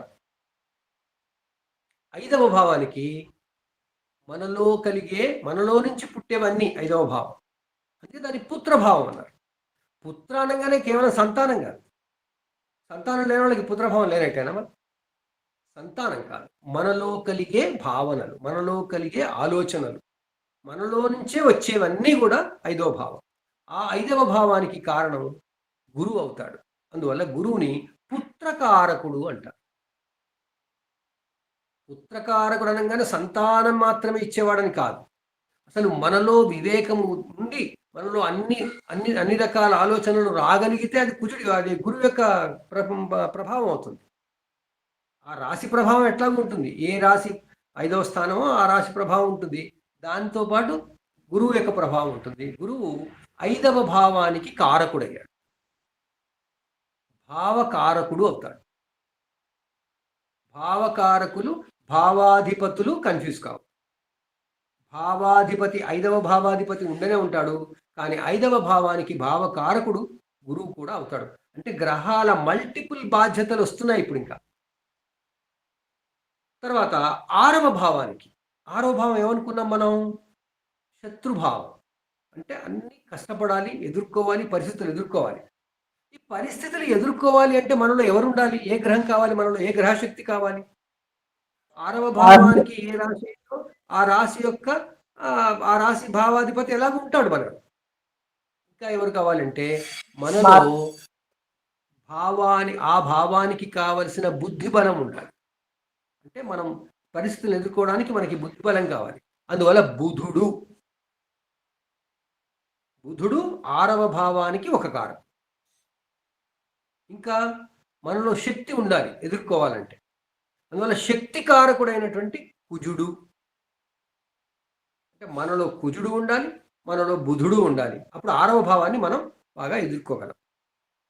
6వ భావాధిపతి ఎవరో ఆయన ఉంటాడు పక్కన. దాని తర్వాత ఈ రెండే కాకుండా ఎదుర్కొంటున్నప్పుడు మనం కష్టపడి పని చేయాలి కదా. మనం ఏదైనా చేస్తేనే కదా జరిగేది. శక్తి ఉండి కూర్చుంటే లాభం లేదు, బుద్ధి ఉండి కూర్చుంటే లాభం లేదు. లేచి పని చేయాలి. సో లేచి పని చేయడానికి శని కర్మకారకుడు. అందువల్ల కర్మకారకుడైన శని, బుద్ధికారకుడైనటువంటి బుధుడు, తర్వాత శక్తికారకుడైన కుజుడు, ఈ ముగ్గురు లేకపోతే మనం పరిస్థితిని ఎదుర్కోలేము. అందువల్ల ఈ ముగ్గురు 6వ భావానికి కారకులు. 6వ భావానికి ముగ్గురు కారకులు వచ్చారు, భావకారకులు. 6వ భావం ఏ రాశి అయిందో ఆ రాశి అధిపతి ఎలాగూ ఉంటాడు, ఆయన ముందు ఉంటాడు ఎప్పుడు రెడీగా. ఈ విధంగా మనకి భావాధిపతితో పాటు భావకారకులు కూడా ఉంటారు. 6 అయిపోయింది. 7 కళత్ర భావం అన్నాం. కళత్ర భావం అనగానే మనకి ఏమొస్తుంది గుర్తు? ఎంతసేపటికి భార్యాభర్తలే వస్తుంది. అది చాలా తప్పు. కళత్ర భావము అని అంటే, కళత్ర అంటే ఇంగ్లీష్లో అయితే స్పౌజ్, అంటే భార్యకి భర్త, భర్తకి భార్య. ఇది ఎందుకు చెప్పారు వాళ్ళు అంటే భాగస్వామ్యం కొరకు చెప్పారు. ఆ కాలంలో ఈ టెర్మినాలజీ పుట్టించిన కాలంలో ఋషులకి వేరే భాగస్వామ్యం అనేటట్టు లేకుండింది. ఎందుకంటే భాగస్వామ్యం లిమిటెడ్, ఇవాళ ఉంటుంది రేపు పోతుంది. కానీ మనం ప్రపంచంతో మనకున్న సంబంధం, జాతకుడికి ఉన్న సంబంధం శాశ్వతం. ఆ జన్మ ఉన్నంత వరకు శాశ్వతం, శరీరం ఉన్నంత వరకు. అందువల్ల కళత్రంగా తీసుకొచ్చారు. ఆ కళత్ర భావం అనే దానికి కారకుడు ఎవరు అంటే శుక్రుడు అని పెట్టారు. 1వ భావానికి సూర్యుడు, 2వ భావానికి గురువు బుధులు, 3వ భావానికి కుజుడు బుధుడు, 4వ భావానికి చంద్రుడు శుక్రుడు, 5వ భావానికి గురువు, 6వ భావానికి కుజుడు శని బుధుడు, 7వ భావానికి శుక్రుడు. 8వ భావం ఆయుర్భావం. ఆ ఆయుర్భావం అంటే మనం ఆ చివరికి జరగాల్సింది ఎప్పుడు జరుగుతుందో తెలియదు మనకి. ఆ తెలియని భావానికి సౌరమండలంలో చివరగా ఉన్నటువంటి గ్రహం శని. ఆ శనిని అక్కడ అధిపతిని చేశారు, భావకారకుని చేశారు. సో 8వ భావకారకుడు ఎవరు? అష్టమ భావకారకుడు శని. సో మనం ఎవరికైనా ఏదైనా అనారోగ్యం కలిగిందా అని చూసినప్పుడు, ఏమైనా ప్రమాదాలు ఉన్నాయా అని చూసినప్పుడు 8వ భావం ఏ రాశో చూస్తాము, ఆ భావాధిపతి ఎవరో చూస్తాము. అప్పుడు శనిని కూడా చూడాలి. శని భావకారకుడు. ప్రమాదాలు అవి ఇంకా వేరే విషయంగా చూస్తాం, కానీ 8వ భావానికి సంబంధించిన ఫలితాలు చూసుకోవాలనుకున్నప్పుడు అష్టమాధిపతిని చూస్తాము. అష్టమాధిపతితో పాటు అష్టమ భావ కారకుడైన శనిని కూడా చూస్తుంది. అందువల్ల ఆయన్ని ఆయుఃకారకుడు అన్నారు. శని ఆయుఃకారకుడు కూడా. గురువు పుత్రకారకుడైనట్టు, ధనకారకుడైనట్టు శని ఆయుఃకారకుడయ్యాడు. 8కి ఒక్కడే. మరి 9 ఏంటి? పూర్వపుణ్య భాగ్యం. భాగ్యస్థానం అంటాం, పూర్వపుణ్యం అంటాం. అది మనకి సపోర్ట్, మన జీవించడంలో మనకి సపోర్ట్. మనం పుణ్యం చేసుకుంటేనే కదా ఇంత హాయిగా ఉన్నాం అనుకుంటాం. పుణ్యం చేసుకున్నాం, పాపం చేసుకుంటేనేమో హాయిగా లేమనుకుంటాం, పుణ్యం చేసుకుంటేనేమో హాయిగా ఉన్నాం అనుకుంటాం. ఆ పాప పుణ్యాలన్నీ మనకి 9వ భావం నుంచి మనకు వచ్చి మనకి సపోర్ట్ ఉంటుంది పనులు చేయడానికి, కర్మకి. అందువల్ల సపోర్ట్ ఇచ్చేవాడు ఎవరు అంటే మళ్ళీ మన నాన్న లాంటి వాడే. కాబట్టి నాన్నలా మనం చూసుకునేటువంటి, అంటే మనం జీవించడానికి, మనం పుట్టడానికే కారణమైనటువంటి సూర్యుడు ఏతున్నాడో ఆయనని పితృకారకుడు అంటారు. సో సూర్యుడు పితృకారకుడు. పితృకారకత్వం ఎక్కడుంది అంటే 9వ భావంలో. 9వ భావం రాశ్యాధిపతి ఏంటి అంటే ఆయన భావాధిపతి, ఆయన దశమ భాగ్యాధిపతి అంటాం, అంతే. ఇంకా అక్కడే అంటాం. భాగ్యాధిపతితో పాటు పితృకారకుడైన సూర్యుడిని కూడా 9వ భావాన్ని చూసుకోవాలి. దాంతోపాటు అప్పుడు ధనం ఇచ్చాడు ఆయన గురువు. ఆ ధనమే మనకి పూర్వపుణ్యం కూడా ధనమే. అందువల్ల ఈ ధనానికి ఆయన అధిపతి. అందువల్ల 9వ భావానికి మళ్ళీ గురువే కారకుడు, భాగ్యకారకుడు, పూర్వపుణ్యకారకుడు. అందువల్ల మనకి 9వ భావానికి 9వ భావాధిపతి కాకుండా సూర్యుడు, తర్వాత గురువు కారకులయ్యారు, భావకారకులయ్యారు. మనం ఏం చెప్పుకుంటున్నాము? భావచక్రంలో గ్రహాలకి ఆధిపత్యం వస్తుంది. ఆ ఆధిపత్యం వచ్చిన కారణంగా మనకి భావాధిపతులు నిర్ణయం అవుతారు. కానీ భావకారకులు కూడా అవుతారు. భావకారకులు స్థిరంగా ఉంటే స్థిర భావకారకులు. స్థిరంగా ఉంటే అంటే రాశిచక్రంలో ఉండడం కాదు, ఆ డిజిగ్నేషన్ ఒక్కసారి జరిగిపోయింది. అలా చేసుకున్న దాన్ని మనం స్థిర భావకారకులు అంటాం. దాంట్లో 9వ భావానికి గురువు మరియు సూర్యుడు అవుతారు 9వ భావం. ఇక 10 అంటే ఏంటి? రాజ్యభావం అని, కర్మభావం అని. రాజ్యభావం ఎందుకన్నాం మనం? మన జీవితం ముఖ్య రాజులం మనమే. రాజైనా రాణైనా మనమే. ఆడవాళ్ళని రాణంటాం, మగవాళ్ళని రాజు అంటాం. సో మన జీవితమే మన రాజ్యం కాబట్టి, ఆ రాజ్యం అంతా నాదే కాబట్టి, ఆ రాజ్యంలో నేనేం చేసినా చేస్తాను కాబట్టి కర్మభావాన్ని రాజ్యభావం అన్నారు. ఆ రాజ్యభావానికి అంటే 10వ భావానికి ఎవరు రావాలి? మరి ఎవరు కారకులు కావాలి? ఎలాగూ 10వ స్థానానికి ఎవరైతే అధిపతి అవుతారో ఆయన అవుతాడు. కానీ దానికి రాజ్యానికి నేను నా ఇష్టం వచ్చినట్టు నేను చేసుకోవడానికి కారణం నేనే కావాలి కదా. అందువల్ల నేనే అంటే ఎవరు? ఆత్మకారకుడు. అంటే ఎవరు? సూర్యుడు. సో సూర్యుడు మొట్టమొదటి భావకారకుడు అయ్యాడు. దేనికి? రాజ్యభావానికి, దశమ భావానికి, కర్మభావానికి. సో ఈ 10వ భావానికి సూర్యుడు ఒక భావకారకుడు. అలాగే కర్మస్థానం అది. నేను కర్మ చేయాలి కదా, పనులు చేయాలి కదా. పనులు చెయ్యాలి అంటే నేను మళ్ళీ నాకు పని చేయడానికి శని కావాలి. అందువల్ల శని ఇంకొక కారకుడు. కర్మభావ కారకుడు శని, కర్మభావ కారకుడు, రాజ్యభావ కారకుడు సూర్యుడు. ఆ భావానికే నేను రాజ్యభావం ఎందుకన్నానంటే రాజు కాబట్టి, రాజునంటే నేను కాబట్టి, నేనంటే సూర్యుడు కాబట్టి సూర్యుడు అక్కడికి వచ్చాడు. కర్మ అంటే పని చేయడం కాబట్టి, పని చేయడానికి శని కావాలి కాబట్టి, ఏ పని చేయడానికైనా శని బాగుండాలండి, లేకపోతే మనం ఏ పని చేయలేం. నేను ఇప్పుడు పాఠం చెబుతున్నాను అంటే నాకు గురువు బాగుండాలి, అది ఎలాగ ఉండాలి. గురువు లేకపోతే ఏం చెప్పలేను, విషయం ఉండదు. కానీ చెప్పడం అనేది జరగాలిగా. చెప్పడం అనేది జరగాలంటే శని కావాలి నాకు. ఈ చెప్పడం నేను ఏ సౌండ్తో చెప్తున్నాను, ఎంత సౌండ్తో చెప్తున్నాను, ఎంత ధాటిగా చెప్తున్నాను, ఆ దానికి కుజుడు వస్తాడు. అంటే నేను చెప్పడం అనే దానికి నేనుండాలి, నేనంటే సూర్యుడు, నాలో చెప్పడానికి ఓపిక ఉండాలి, దానికి శని, ఆ చెప్పడానికి చెప్పే స్థాయి, చెప్పే ధాటి, అదంతా దానికి మళ్ళీ కుజుడు.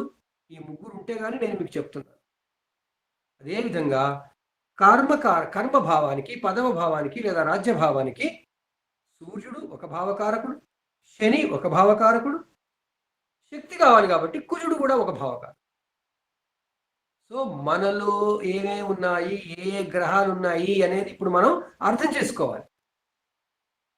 వీళ్ళ కారణంగానే మన జీవితం నడుస్తుంది. వాళ్ళు అంటే ఎవరో కాదు, మనలో ఉన్న వాళ్ళే, మనలో ఉన్న శక్తులే. ఆ మనలో ఉన్న దశమ భావ కారకులు ఎవరు అంటే సూర్యుడు, శని, కుజుడు ప్లస్ దశమ భావ అధిపతి ఎవరైతే వాళ్ళు. మేషమైతే శని, మకరం. వృషభం అయితే కుంభం, శని. మిథునం అయితే మీనం, గురువు. వాళ్ళు ఎలాగ ఉంటారు? భావాధిపతులు. సో ఈ విధంగా మనకి దశమ భావ కారకులు కూడా ముగ్గురయ్యారు. దాని తర్వాత 11వ భావం లాభభావం, లాభస్థానం అంటాం. లాభస్థానానికి మళ్ళీ కారకుడు గురువు. లాభం అంటే ఏంటి? పొందడం. అదేదో బెనిఫిట్ కాదు, పొందడం వరకే. అది పొందడం అనేది నాకు అనుకూలం కావచ్చు, ప్రతికూలం కావచ్చు, నేను కోరుకునేది కావచ్చు, కోరుకుంది కావచ్చు. ఆ పొందడం అనేది 11, దాని భావకారకుడు మళ్ళీ గురువు. ఇప్పుడు 12వది వ్యయభావం. వ్యయభావానికి కారకులు ఎవరు? శని ఒకడే. ఇప్పుడు చూడండి, 1వ భావానికి రవి, సూర్యుడు మరియు సూర్యుడు ఒక్కడే. 2వ భావానికి గురువు మరియు బుధుడు. 3వ భావానికి బుధుడు మరియు కుజుడు, కుజుడు మరియు బుధుడు. కుజుడు ఇంపార్టెంట్. 4వ భావానికి చంద్రుడు, శుక్రుడు. 5వ భావానికి గురువు. 6వ భావానికి శని, కుజ, బుధ. 7వ భావానికి శుక్ర. 8వ భావానికి శని. 9వ భావానికి గురువు, రవి. 10వ భావానికి రవి, శని, కుజ. 11వ భావానికి గురువు. 12వ భావానికి శని. ఇప్పుడు మీరు ఇవన్నీ కాన్సన్ట్రేషన్తో విన్నట్టయితే గురువుకి ఎన్ని ఆధిపత్యాలు వచ్చాయి, ఎన్ని భావకారకత్వాలు వచ్చాయి, శనికి ఎన్ని భావకారకత్వాలు వచ్చాయి చెప్పండి ఎవరైనా ఒకళ్ళు. గురువుకి 2, బుధునికి 2, శనికి 2. గురువుకి మూడు గురువు గారు. గురువుకి 2, 5, 11. గురువుకి 4. నేను మీకే వదిలేస్తే నష్టం ఉన్నట్టుంది కదా, మీరు ఇంకా లెక్క పెట్టలేదు పూర్తి. 4 గురువుకి నాలుగు. 2 వచ్చింది, శనికి 4. గురువుకి 5 సార్. గురువుకి 5. లెక్క పెడదాం. లెక్క పెడదాం. గురువుకి 2, 5,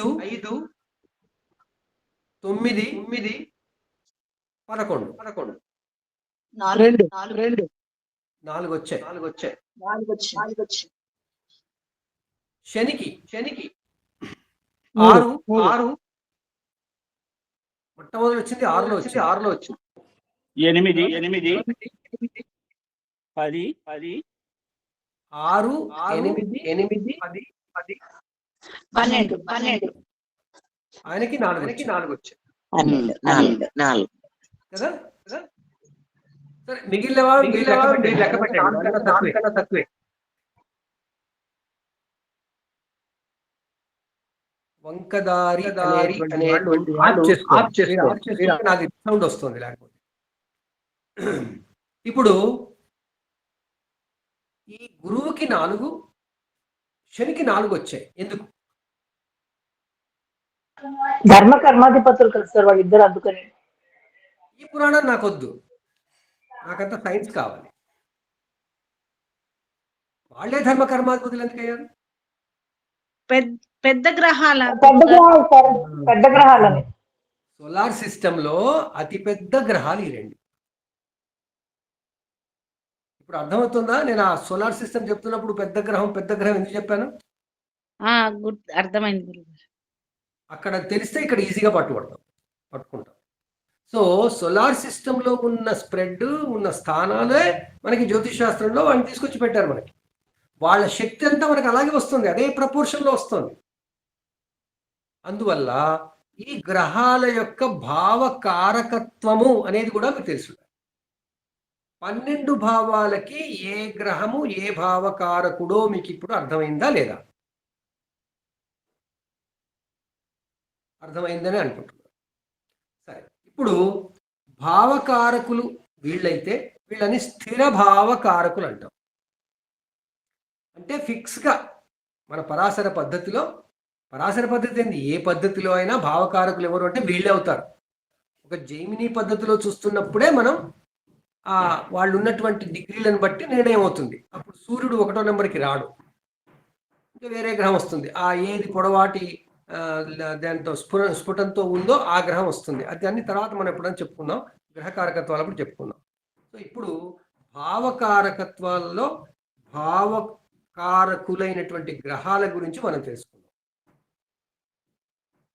స్థిర భావకారకులు, తర్వాత భావాధిపత్యం కారణంగా భావాలకి ట్రస్టీస్ అయినటువంటి భావాధిపతుల గురించి తెలుసుకుందాం. భావాధిపతుల గురించి చెప్పినప్పుడు నేను గ్రహాల పేర్లు చెప్పలేదు. స్థిర భావకారకుల గురించి చెప్పినప్పుడు మాత్రం మీకు గ్రహాల పేర్లు చెప్పాను. సో మనకి గురువు శని చాలా వరకు మనకి భావకారకులు అవుతారు.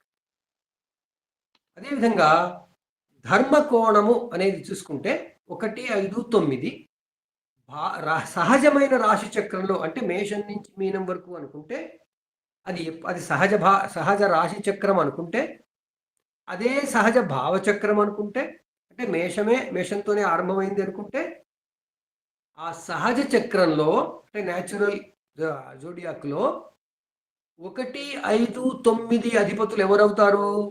1 మేషం అంటే కుజుడు, 5 సూర్యుడు, 9 గురువు అవుతారు. ఈ ముగ్గురికే మనం రాశి కారకత్వాలు అప్పుడు చెప్పుకున్నాము, నక్షత్రాధిపత్యం వచ్చినప్పుడు ఈ ముగ్గురి నక్షత్రాలే భిన్నపాద నక్షత్రాలు అయ్యాయి. కృత్తిక, మృగశిర, పునర్వసు, ఉత్తర, విశాఖ, చిత్త, విశాఖ, ఉత్తరాషాఢ, ధనిష్ఠ, పూర్వాభాద్ర. ఈ 9 నక్షత్రాలు ఈ ముగ్గురివి అయ్యి ఈ ముగ్గురి శక్తి అన్ని చోట్ల ప్రతిఫలించేలా మనకి ఆ అరేంజ్మెంట్ ఇచ్చారు. ఇప్పుడు మనలో ఈ గ్రహాలు ఏమేమి ఉన్నాయి? మరి జాతకుడిలో ఉంటేనే కదా ఇదంతా జరిగింది. జాతకుడిలో ఎవరు ఏమిటి మనం చెప్పుకున్నాం ఇంతకుముందు కూడా, మళ్ళీ చెప్పుకున్నాం. జాతకుడిలో సూర్యుడు అనగా ఎవరు? జాతకుడు అనగానే మగవాళ్ళే కాదండి, ఆడవాళ్ళు మగవాళ్ళు అందరూ, ఇక్కడ స్త్రీ పురుష భేదం లేదు. సో జాతకుడిలో సూర్యుడు అంటే ఎవరు అంటే ఆ శరీరము, ఆ రూపము, అది సూర్యుడు. జాతకుడిలో చంద్రుడు ఎవరు? జాతకుడి మనస్సు చంద్రుడు. జాతకుడిలో ఉండే శక్తి కుజుడు. జాతకుడిలో ఉండే బుద్ధి, ఇంటెలిజెన్స్ బుధుడు. జాతకుడిలో ఉండే జ్ఞానము, విజ్ఞానము, వివేకము గురువు. జాతకుడిలో అలా ఉండి వీటన్నింటితో ఉండి తాను చేసేటువంటి యాక్షన్స్ మనకి కల్పించేటట్టుగా చేసేది ఎవరు అంటే శుక్రుడు. ఆ జాతకుడిలో పని చేసేవాడు ఎవరైతే ఉన్నారో, పని చేసే జాతకుడు అయితే ఉంటాడో ఆ పని చేసేవాడు జాతకుడిలో శని. అందరూ వచ్చారుగా, సూర్యుడు, చంద్రుడు, బుధుడు, గురువు, శని, కుజుడు, అందరూ వచ్చారు. ఈ అన్ని కలగలిపి శుక్రుడు రూపం, ఆ మొత్తం ప్రెజెంటేషన్. ఇప్పుడు నేను మీకు కనపడుతున్నాను, హావభావాలతో పాఠం చెప్తున్నాను. ఈ హావభావాలతో నేను పాఠం చెబుతుంటే నా గురించిన మూర్తిత్వం ఏదైతే మీలో ప్రింట్ అవుతుందో అది శుక్రుడు. నాలో ఉన్న శుక్రుడు ప్రింట్ చేస్తున్నాడు. మీలో ఉన్న శుక్రుడి కారణంగా అది కూడా ఎవరిది వాళ్ళే రిసీవ్ చేసుకుంటారు. నా నా నా మామూలుగా బాడీ ఉండడము, ఈ బాడీలో నేను మామూలుగా మీకు చెప్పడం సూర్యుడు. అందువల్ల ఆయన 6%. ఆయన ఏమైనా 6 అందుకే 6000 ఆయన. కానీ మీకు కనపడేది ఎక్కువ కనపడతారు కాబట్టి శుక్రుడు 20. ఆయనకి 120లో 20 ఇచ్చారు ఆయనకి. సో ఈ విధంగా మనలోనే నవగ్రహాలు ఉంటాయి.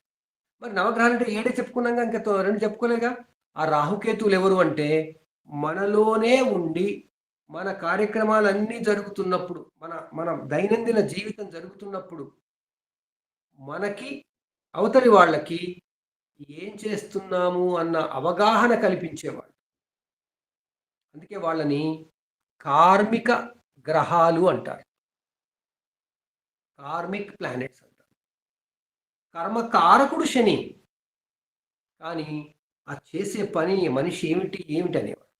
రాహువు గనక ఎక్కువ భాగం ప్రభావితం చేస్తుంటే అద్భుతము, ఆశ్చర్యము, ఆహా అనిపిస్తుంది ఆ వ్యక్తిలో.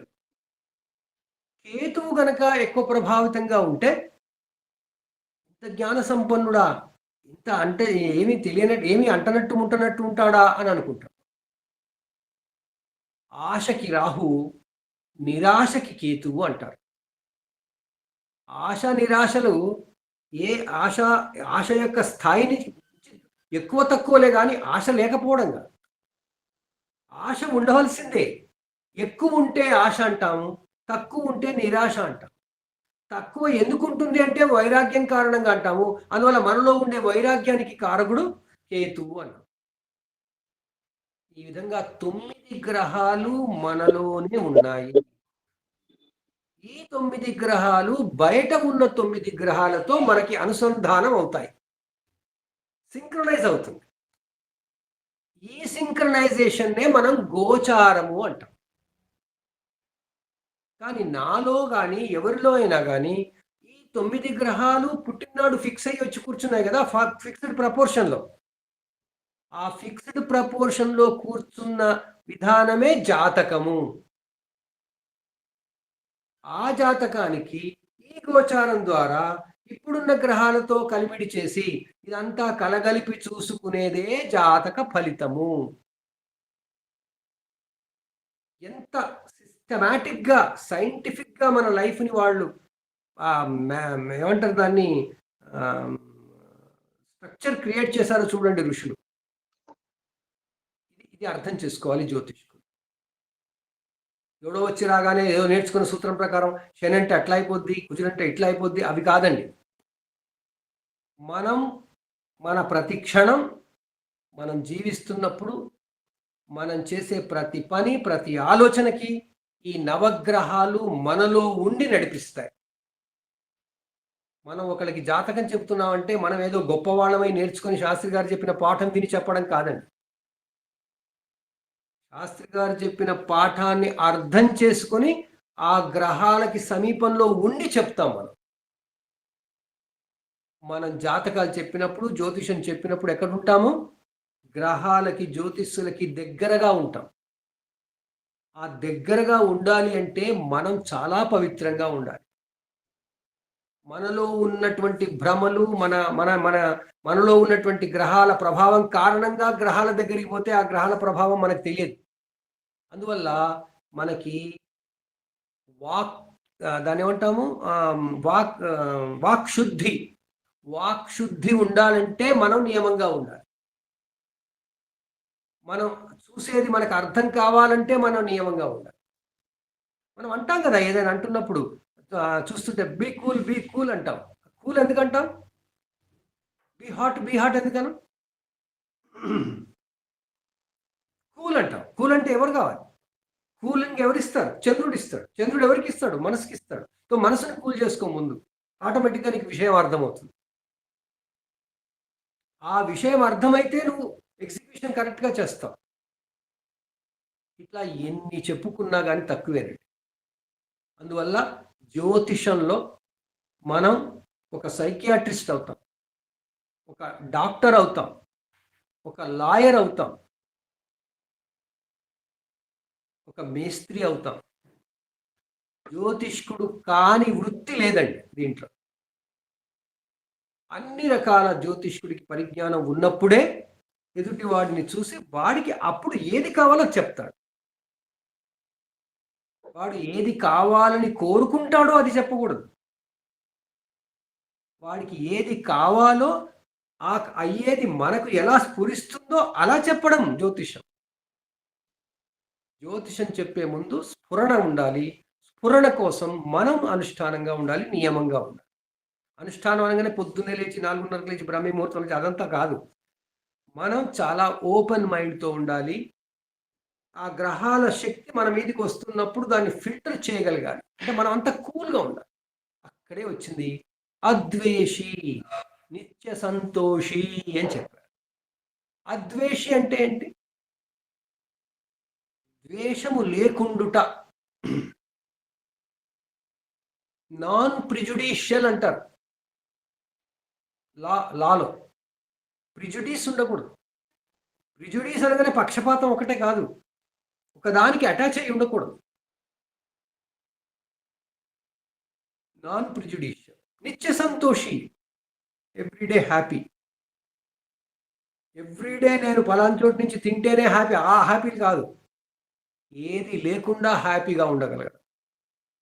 ఏదైనా జరిగినా హ్యాపీగానే ఉండడం, జరగకపోయినా హ్యాపీగానే ఉండడం. అలాగని బాధ కలిగినప్పుడు జరిగితే హ్యాపీగా ఉండమని కాదు. అంటే అరిటాకు మీద నీటి బొట్టులా ఉండడం. అద్వేషి, నిత్య సంతోషి, గణితాగమ పారగ. గణితంలో పారగుడు, పండితుడు. మనం గణితం లేకపోతే ఏమీ చేయలేం. ఏ డిగ్రీలో ఏమవుతుంది, ఏ సెకండ్కి ఏమవుతుంది, ఏ గ్రహం ఎక్కడ ఎంత దూరంలో ఉంది అవన్నీ తెలుసుకోవాలి. తర్వాత సంస్కృతి గురించి తెలియాలి, సంప్రదాయాల గురించి తెలియాలి. అవి తెలియాలంటే అవి ఎందుకున్నాయో తెలియాలి. సంప్రదాయాలు ఎందుకున్నాయో అర్థం చేసుకోవాలి. అవి ఎలా వచ్చాయంటే మళ్ళీ చరిత్ర తెలియాలి. చరిత్ర అంటే పాతకాలం నుంచి ఇప్పటిదాకా జీవన పరిణామం తెలియాలి, జీవ పరిణామం తెలియాలి. ఇలా ఎన్నో తెలిస్తే ఎంతో మంచి జ్యోతిష్కులం అవుతాం. ఇది భావచక్రం అనేది అర్థం చేసుకుంటే చాలా వరకు మనకు ఆ ఫలితం చెప్పడంలో తేలికవుతుంది. సో భావాధిపత్యం, భావకారకత్వం అయిన తర్వాత మనం ఈరోజు మీ అందరి దగ్గర నోట్స్ ఉన్నాయనుకుంటున్నాను. ఆ నోట్స్లో ఒక్కొక్క భావానికి నేను ఒక స్లైడ్ రాశాను. ఒకదానికి కాదు, 1, 2, 3 కూడా రాసుంటాను.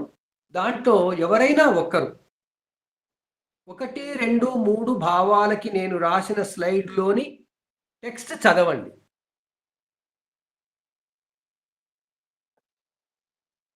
ఎవరైనా చదవగలుగుతారా, లేకపోతే నేను చదవనా?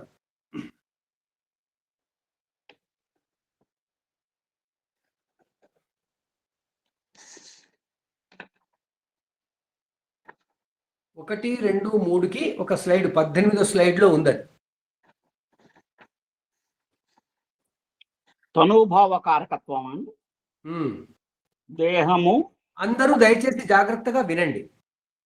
దేహము, అవయవములు, సుఖము, కష్టము, జర, ముసలితనం, ఉనికి, జ్ఞానము, జన్మస్థలము, కీర్తి, స్వప్నము, బలాదులు, రాజనీతి, శాంతి, వయస్సు, కేశములు, పనులు, అభిమాన జీవితము, జూద సంబంధ గణితము, మాసము, మానము, శరీర చర్మము, నిద్ర, జ్ఞానము, ధనము దాని విషయము, నరులు, తిరస్కారము, స్వభావము, అపవాదము, శరీరము మొదలగునవి. ఇది మనం కాలామృతము అనేటువంటి పుస్తకంలోంచి తీసి నేను ఇచ్చాను. వేరు పుస్తకాల్లో వేరువేరుగా చెప్తూ వస్తుంటారు. మనకి రూట్కి వెళ్ళాలి. ఎప్పుడైనా మనం రూట్లోకి వెళ్ళాలి. క్లాసిక్ బుక్స్లో మాత్రమే చదవాలి. తర్వాత ఇంటర్ప్రిటేషన్ ఇచ్చి రాసిన వాళ్ళు చాలామంది ఉన్నారు, చాలా ఉంటాయి. సర్వార్థ చింతామణి అని ఒకటి ఉంది, చాలా ఉన్నాయి పుస్తకాలు. వాటిల్లో మనం అర్థం చేసుకోవాల్సింది ఏంటి అంటే, 1వ భావం అనగానే ఒకదానికి ఏదో పరిమితం కాదు. దాంట్లో ఎన్నో ఉంటాయి, ఎన్నో విషయాలు ఉంటాయి. ఏది ఉన్నా గుర్తుపెట్టుకోవాల్సింది ఏంటంటే, ఆ జాతకుడికి అట్రిబ్యూట్ చేసేది మాత్రమే ఉంటుంది. రాగము ద్వేషము. చూడండి, అసలు రాగద్వేషం గురించి మనం ఏదైనా భావం చూసామా? ఎక్కడా లేదు. మరి ఎక్కడుంది? ఒకటి. సో అలా మనం ఇప్పుడు నేను చదివించింది ఎందుకు అంటే మీరు వినాలి, అది చదవాలని. అలా ఒకటవ భావానికి ఉన్న కాలామృతంలో ఉన్నవి మాత్రమే నేను రాశాను. ఇంకా బృహత్పరాశర హోరా శాస్త్రంలో కానీ సారావళిలో కానీ అవన్నీ మీరు ప్రత్యేకంగా చదువుకోవచ్చు. ఏది చదువుకున్నా అర్థం చేసుకోవడానికి ఏంటంటే మన జీవితంలో, ఒక మనిషి జీవితంలో ఉండే ప్రతి విషయము భావచక్రంలో ఉంది అని ముందు అర్థం చేసుకోండి. ఇది లేదు, అది లేదు అని కాదు. భావచక్రంలో లేని విషయం మనిషి జీవితంలో ఉండదు, అది మాత్రం పక్కా. దాన్ని ఇప్పుడు ఈ కాలంలో మనకున్న జీవితంలో కొన్ని తీసుకుని అది ఎక్కడుంది అంటే వెతకాలి, మనమే వెతకాలి. కానీ ఏదో ఒక భావంలో తప్పకుండా అది వస్తుంది. తర్వాత ధనభావ కారకత్వం. ధనభావం అన్నాం, పేరు. ఆ ఈ పేర్లను బట్టి మీరు కారకత్వాన్ని నిర్ణయించకండి. తనుభావం అనగానే కేవలం తనువు అని ఒకటే కాదు, ధనభావం అనగానే కేవలం ధనము అనే కాదు. అసలు ధనము అంటే బ్యాంక్ బ్యాలెన్సే కాదు. శ్రీ సూక్తంలో ధనం అగ్నిర్ధనం వాయుధనం సూర్యోధనం ఇంద్ర అవన్నీ ఉన్నాయి. అసలు ధనం అంటే చాలా. అష్టలక్ష్ములలో ఎక్కడన్నా బ్యాంక్ ఉందా? డబ్బులున్నాయా? అష్టలక్ష్ములను మనం చదువుతాం. అష్టలక్ష్మిలలో ఎక్కడైనా డబ్బు అనేది ఉందా? అసలు కనకం బంగారం అనేది ఉందా? వెండి అనేది ఉందా? అష్టలక్ష్మిలోనే లేదు. అలాంటిది మనం డబ్బులో ధనభావనంగానే బ్యాంక్ బ్యాలెన్స్ అంటే ఎట్లా? ఐశ్వర్యంలో, ఐశ్వర్యం అంటే మళ్ళీ ఇవన్నీ వస్తాయి. ఆ ఐశ్వర్యం ఏంటి అంటే ప్రకృతి నుంచి లభించేవి, మన జీవితంలో ఉండేవి. అదేదో బ్యాంక్ బ్యాలెన్స్లు కాదు. అందువల్ల ధనభావము. అదే కుటుంబ భావం. కుటుంబమే పెద్ద ధనం అండి. అసలు మనుషులకి, సంఘజీవి అయినటువంటి మనిషికి తన చుట్టూ ఈ కుటుంబం ఉండడమే పెద్ద ధనం. ఆ కుటుంబం అనగానే మన ఇంట్లో మనతో పాటు నాన్న, అమ్మ, నాన్న, మనతో పాటు పుట్టిన వాళ్ళని కాదండి. మనతో పాటు మన జీవితంలో మన చుట్టూ ఎక్కువసేపు ఉండే వాళ్ళంతా మన కుటుంబమే. ఇప్పుడు మనం జ్యోతిష బాలశిక్ష అనేటువంటి పేరుతో ఒక కుటుంబం ఏర్పడింది. ఆ కుటుంబంలో మనం అంతా ఉంటాం, గ్రూపులో ఉన్నాం మనం. ఆ గ్రూప్ ఒక కుటుంబం. మన అందరి రెండో భావం బాగుంటేనే అక్కడ గ్రూప్ అట్లా ఉంటుంది. లేకపోతే దాంట్లోంచి మీరు పక్కకు పోవడమో లేకపోతే దాన్ని చూడకపోవడం జరుగుతుంది. అందరూ ఆ గ్రూప్ని అందరూ చూస్తున్నారని చెప్పలేం కదా. మొత్తం అందరూ గ్రూపులో అయితే ఉన్నాం అంటే ఏంటి, మనం ఆ కుటుంబంలోకి వెళ్ళి కూర్చున్నాం. కుటుంబము అంటే మన చుట్టూ ఉన్న మొత్తం ఎన్విరాన్మెంట్. దాంట్లో ప్రకృతి ఉంటుంది, మన సంఘము ఉంటుంది. సో మన చుట్టూ ఉన్న సంఘం, యాక్చువల్గా ఈ భావాల పేర్లన్నీ కొత్తగా సంస్కృతంలో మళ్ళీ రాయాల్సిన రోజులు వచ్చాయి. కుటుంబ భావం అనగానే మనం డైరెక్ట్ ఓన్లీ కుటుంబం కుటుంబం కుటుంబం అంటాం. కుటుంబం కాదు. ఆఫీస్లో పనిచేస్తే ఆ ఆఫీస్ అంతా మన కుటుంబమే. మన రెండో భావం బాగలేకపోతే మన ఆఫీస్లో మనం బాగుండం. ఆ ఇంట్లో బ్రహ్మాండంగా ఉంటాడు కానీ ఆఫీస్లో ఉండడు అంటే రెండో భావమే తప్పు అక్కడ. దానికి మళ్ళీ గ్రహాలు వేరవచ్చు, వేరే పర్ముటేషన్స్ కాంబినేషన్స్ వేరే కావచ్చు. కానీ కుటుంబం అంటే ఒక జాతకుడికి తన చుట్టూ ఉన్న మొత్తం ప్రపంచమే కుటుంబం. తనకి ఓనర్ అది లేకపోతే మనిషి లేడు. అందుకే కుటుంబము, ధనము, వాక్కు వచ్చింది అక్కడ. వాక్కుకి ఎంత ప్రాధాన్యం ఇచ్చారో చూడండి. మళ్ళీ వీటికి కాస్త లోతుగా వెళ్తే ఈ 2 అంటే చదివితే అర్థమయ్యేది, 3 అంటే వింటే అర్థమయ్యేది. మనం అందరం చదువుకుంటుంటే కొందరికి పుస్తకం తీసి చదివితే అర్థమవుతుంది. కొందరికి దాన్ని బిగ్గరగా చదివితే అర్థమవుతుంది, తనలో తను చదువుకుంటే అర్థం కాదు. కొందరికి వింటే చాలు అర్థమవుతుంది. నువ్వు చదువుతుండు, నేను వింటుంటాను, అప్పుడు అర్థం చేసుకుంటాను చాలా మంది అంటాం మనం.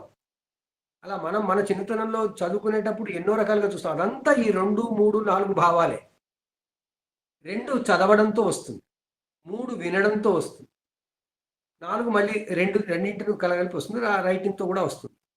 సో ఈ విధంగా మనకి ప్రతి భావంలో మన జీవితం ఉంటుంది. ఆ భావం పేరు ఉన్న అంశమే కాదు. సో దీనికి ధనభావ కారకత్వాలు చదవండి. ఇంకెవరైనా ఒకళ్ళు? గురుగారు నేను చదువుతాను. చదవండి.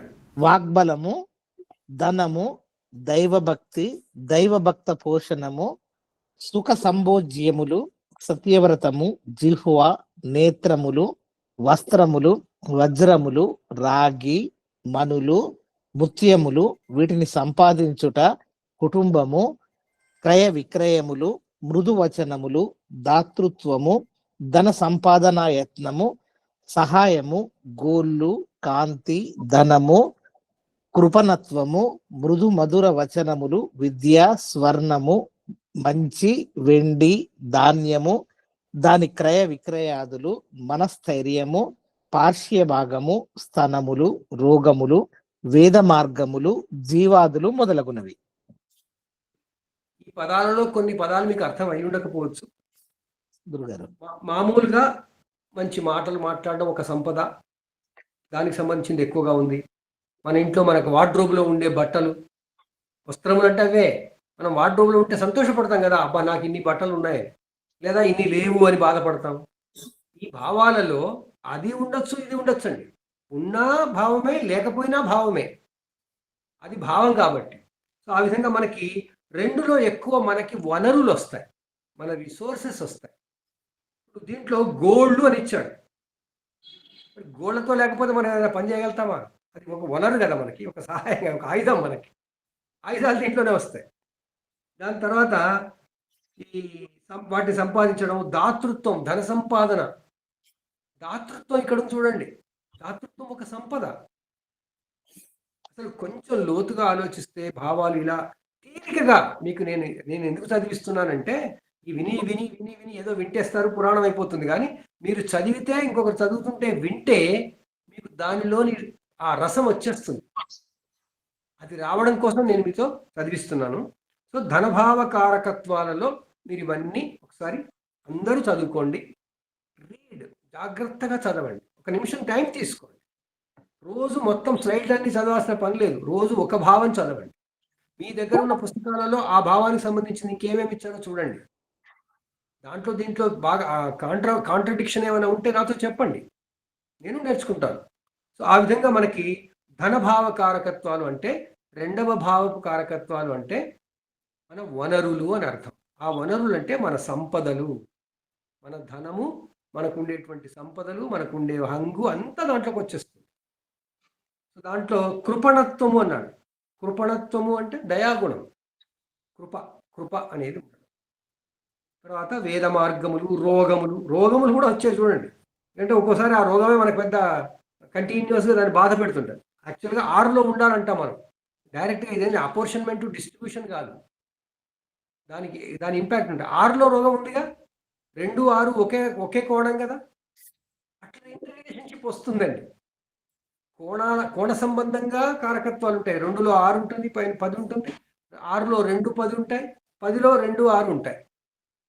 ఈ యాంగిల్ కూడా ఆలోచించాలి, ఈ యాంగిల్ కూడా గుర్తుపెట్టుకోవాలి. దాని తర్వాత మూడోది ఎవరైనా చదువుతారా? నేను చదువుతాను గురుగారు.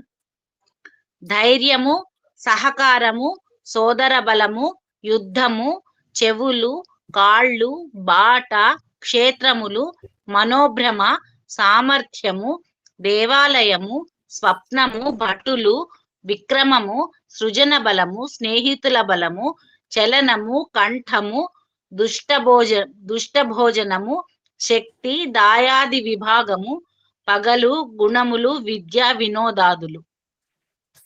3లో వినోదం వస్తుంది. మనం 3 ఏమనుకున్నాం బేసిక్గా? కోరికలు, అవసరాలు అనుకున్నాం. కోరికలు, అవసరాలకి సంబంధించినవి దీంట్లో ఉంటాయి. మన యాంబిషన్స్, దాంతోపాటు మనకున్న శక్తి, మనలో ఉన్న శక్తి, పవర్. ఈ శక్తి పని చేయకపోవచ్చు, కానీ శక్తి ఉంటుంది. ఈ శక్తికి సంబంధించిన దీంట్లో ఉంటాయి. మోస్ట్లీ అవే ఉన్నాయి. సామర్థ్యము, ఎబిలిటీ, అది శక్తికి సంబంధించి. ధైర్యము, అది దీనికి సంబంధించి. యుద్ధము, శక్తి ఉంటేనే కదా యుద్ధం చేసేది.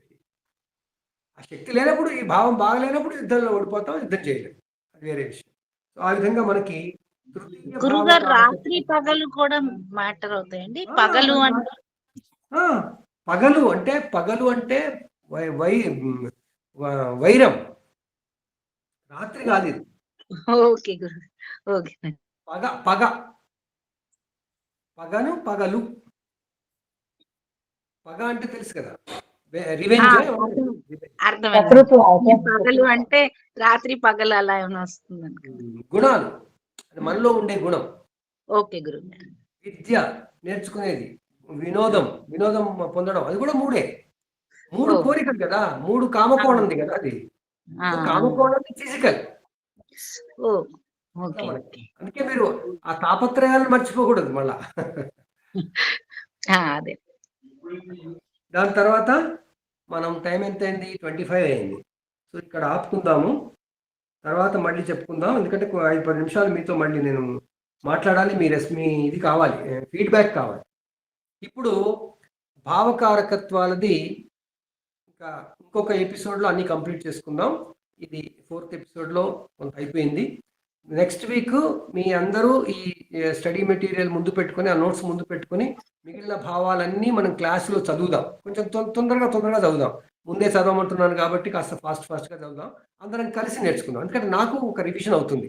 నేను రాసినప్పుడు రాశాను కానీ మళ్ళీ దాన్ని చదవలేదు. దాంట్లో అప్పుడు నాకు తోచినట్టుగా నేను వాటిని ఎక్స్ప్లెయిన్ చేస్తాను. రెండవది, ఈ భావకారకత్వాలు మనకి ఆరోగ్యానికి సంబంధించి, శరీరానికి ఆరోగ్యానికి సంబంధించినవి కూడా ఉంటాయి. అంటే మనకి అసలు భావకారకత్వాల్లో మన శరీరపు అవయవాలు, మన అంగాలు కూడా వస్తాయి. ఇవి ఎందుకు అవసరము అంటే, మనకి ఏదైనా అయినప్పుడు మన జ్యోతిష్యం చూసుకోవాలంటే దానికి తెలియాలి. మన తల ఎక్కడుంది, దీంట్లో శరీరంలో తల ఉంది, ఆ తల భావచక్రంలో ఎక్కడుంది, ఎక్కడో ఉండాలిగా. అలాగే మన కళ్ళు ఎక్కడో ఉండాలిగా, మన చేతులు ఎక్కడో ఉండాలిగా. అలా ఉండడం కొరకు, అలా అవి కూడా భావచక్రంలో రావడం కొరకు మనకు ఋషులు వైద్య జ్యోతిషపరంగా, అంటే మెడికల్ ఆస్ట్రాలజీ అంటాం, దాని పరంగా మనకి కారకత్వాలు ఇచ్చారు. అది నేను మీకు ఆల్రెడీ ఇచ్చాను. దాంట్లో నాకు అప్పుడు 10 ఏళ్ల కింద నాకు చూసింది ఏంటంటే, గుర్తుపెట్టుకోవాలంటే వటపత్రశాయిని గుర్తుపెట్టుకోవాలి అని రాసుకున్నది. ఎందుకంటే వటపత్రశాయి అంటే మనందరికి తెలుసు కదా, ఆ మర్రి ఆకు మీద పడుకున్న కృష్ణుడు విష్ణుమూర్తి. బేసిక్గా విష్ణుమూర్తి ఆయన కృష్ణుడిగా చూస్తాం మనం. ఆయన ఒక కాలు వేలుని, బొటన వేలుని నోట్లో పెట్టుకుని ఉంటాడు. ఆ పిక్చర్ని చూస్తే అది తల్లి గర్భంలో శిశువు ఉండడానికి చాలా దగ్గర పోలికలు ఉంటాయి. ఒకసారి మీరు ఆలోచిస్తే, తల్లి గర్భంలో శిశువు ఎలా ఉంటాడు, వటపత్రశాయి ఎలా ఉంటాడు, మీరు కనుక గమనిస్తే చాలా సామ్యం ఉంది. అదే సామ్యంతో మనకి భావకారకత్వాల్లో మన శరీర అంగాలు వచ్చేసాయి.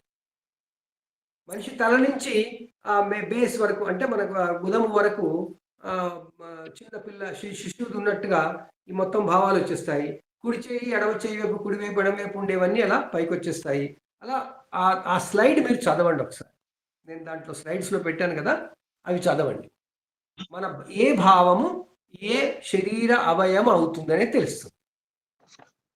ఇది మనకి మన జ్యోతిషంలో మన బాడీ అనాటమీ అంతా కూడా, బాడీ అనాటమీ ఉంది. అది ద్రేకాణ చక్రపు నాలెడ్జ్లో చాలా చాలా డీటెయిల్గా ఉంటుంది. ఎందుకంటే మన రాశిచక్రంలో మనం 30 డిగ్రీలు తీసుకుంటాం, కానీ రాశిచక్రాన్ని 10 డిగ్రీస్తో చేస్తే, అంటే 120 భాగాలు చేస్తే దాంట్లో వచ్చినటువంటివి మళ్ళీ ఈ అవయవాలన్నీ వచ్చేస్తాయి. ఆ 120 చేసి మళ్ళీ 12లో పెట్టినప్పుడు దాన్ని ద్రేకాణ చక్రం అంటారు. ఒక్కొక్క రాశిని 3 భాగాలు చేసి 36 భాగాలు చేసి రాశిచక్రాన్ని 36 భాగాలుగా చూసిన దాన్ని ద్రేకాణ చక్రం అంటాం. అది వర్గ చక్రాలు అన్నప్పుడు తెలుస్తుంది మీకు. సో దాని ఐడియా అదేంటంటే మన డయాగ్నోస్టిక్ టూల్. అది రోగాన్ని డయాగ్నోస్ చేయాలంటే ద్రేకాణ చక్రం ఒక టూల్, జాతక రీత్యా వెళ్తున్నప్పుడు. సో అది మనం ముందు తర్వాత ఎప్పుడో నేర్చుకుందాం. అది బేసిక్స్లో లేదు, అది బాలశిక్షలో లేదు, కానీ అప్పుడప్పుడు చెప్పుకోవచ్చు మనం, లేదా మీరు వేరే దగ్గర చదువుతున్నప్పుడు మీకు అర్థం కావడం కోసం నేను చెప్తున్నాను. సో జాతక చక్రంలో మనం చూడలేని మానవ జీవిత విషయం లేదు, నేను చెప్పుకొచ్చేది అదనమాట. సో ఆ క్రమంలో మనం ఇది చేసుకున్నాం. వచ్చే వారం మనం ఇది కంటిన్యూ చేసి క్లోజ్ చేద్దాము. ఆ క్లోజ్ చేసే ముందు మీకు నేను ఒక క్విజ్ కూడా పంపిస్తాను, అది అందరూ సాల్వ్ చేయండి వచ్చే వారంలోగా. ఇప్పటిదాకా వచ్చిన భావకారకత్వాల సంబంధంగా మీకు ఒక స్పష్టమైన అవగాహన ఉందా లేదా భావచక్రం మీద చెప్పండి. ముఖ్యంగా ఫస్ట్ టైం నేర్చుకుంటున్న వాళ్ళు ఎక్కువగా చెప్పాలి.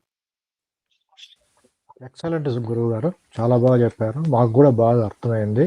అసలు ఇటువంటి క్లాసు జీవితంలో వినలేదు గురువు గారు. చాలా బాగా చెప్పారు. మీకు ధన్యవాదాలు గురువు గారు. చెప్పండి. గురుగారు ఒక చిన్న అనుమానం అండి.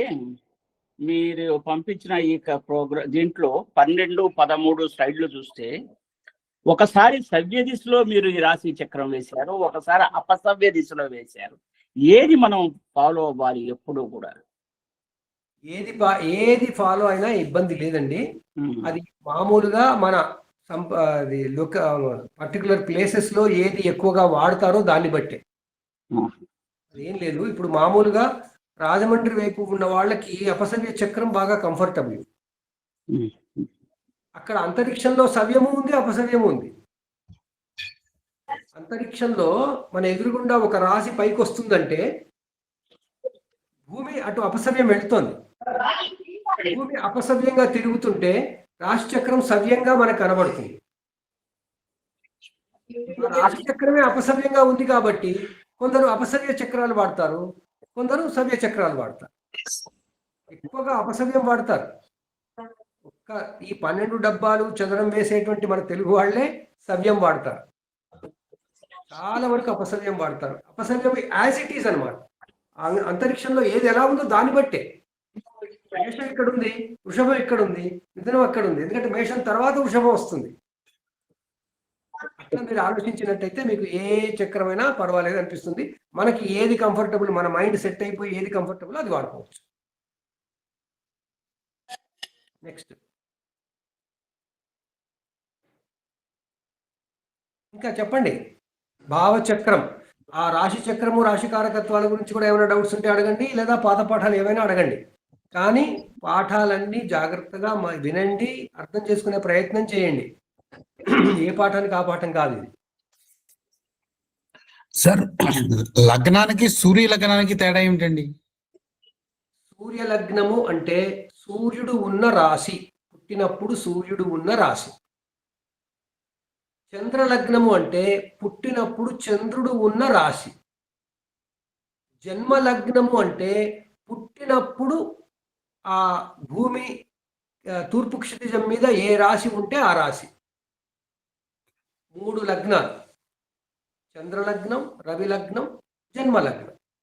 జన్మలగ్నము సంఘటన జరుగుతున్నప్పుడు తూర్పు క్షితిజము దగ్గర ఏ రాశి ఉంటే అది. ఆ సంఘటన జరిగినప్పుడు సూర్యుడు ఏ రాశిలో ఉంటే అది సూర్యలగ్నం లేదా రవి లగ్నం.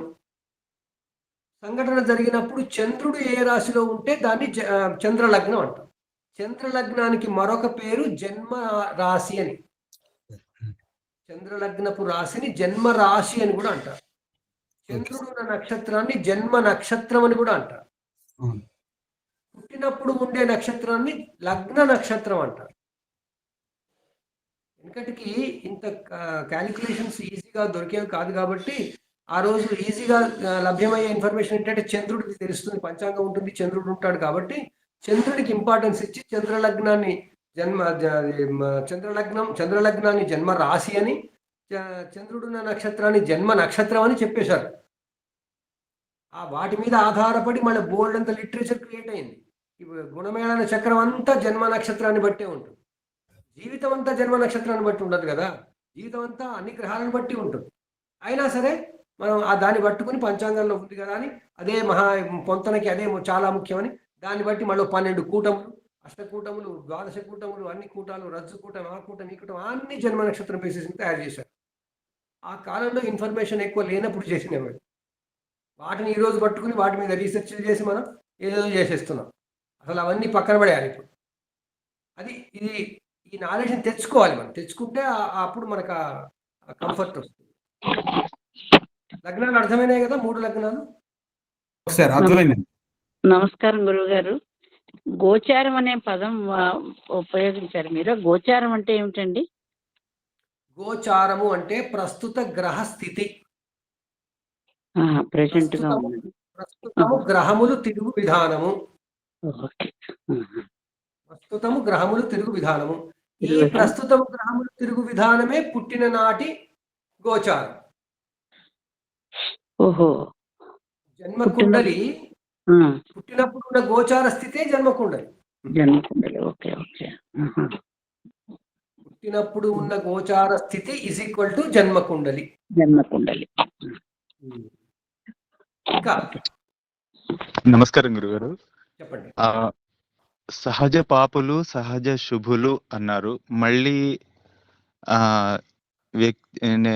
నేటల్ చాట్లో మళ్ళీ ఆ స్థానాన్ని భావాధిపత్యాన్ని బట్టి మళ్ళీ వాళ్ళు యోగాన్ని ఇస్తారు, శుభులు అవుతారు. సో బేసిక్గా అలా ఎందుకన్నారు? మళ్ళీ ఇక్కడికి వచ్చిన తర్వాత మళ్ళీ ఇది ఇలా ఎందుకు మారిపోయింది? దీన్ని ఎలా అన్వయం చేసుకోవాలి? గ్రహాలని వీటిని మనం ఆ ఎనర్జీస్ ని డిఫైన్ చేసినప్పుడు సహజంగా సహజ పాపులు సహజ శుభులు మీకు ఇంకా నేను చెప్పలేదు. నేను గ్రహకారకత్వాలప్పుడు చెప్తాను. నేను సహజ చెప్పింది సహజ భావకారకులు అన్నాను. సహజ శుభులు సహజ పాపులు చెప్పలేదు. ఇంకా ఆ వర్డ్ మీరు ఇప్పుడు యూజ్ చేశారు. సహజ భావకారకులు అన్నాను. అంటే సహజ భావకారకులు అంటే భావానికి ఫిక్స్ అయినటువంటి గ్రహాలు. అక్కడ వాళ్ళు శుభుల అశుభుల అదంతా లేదు.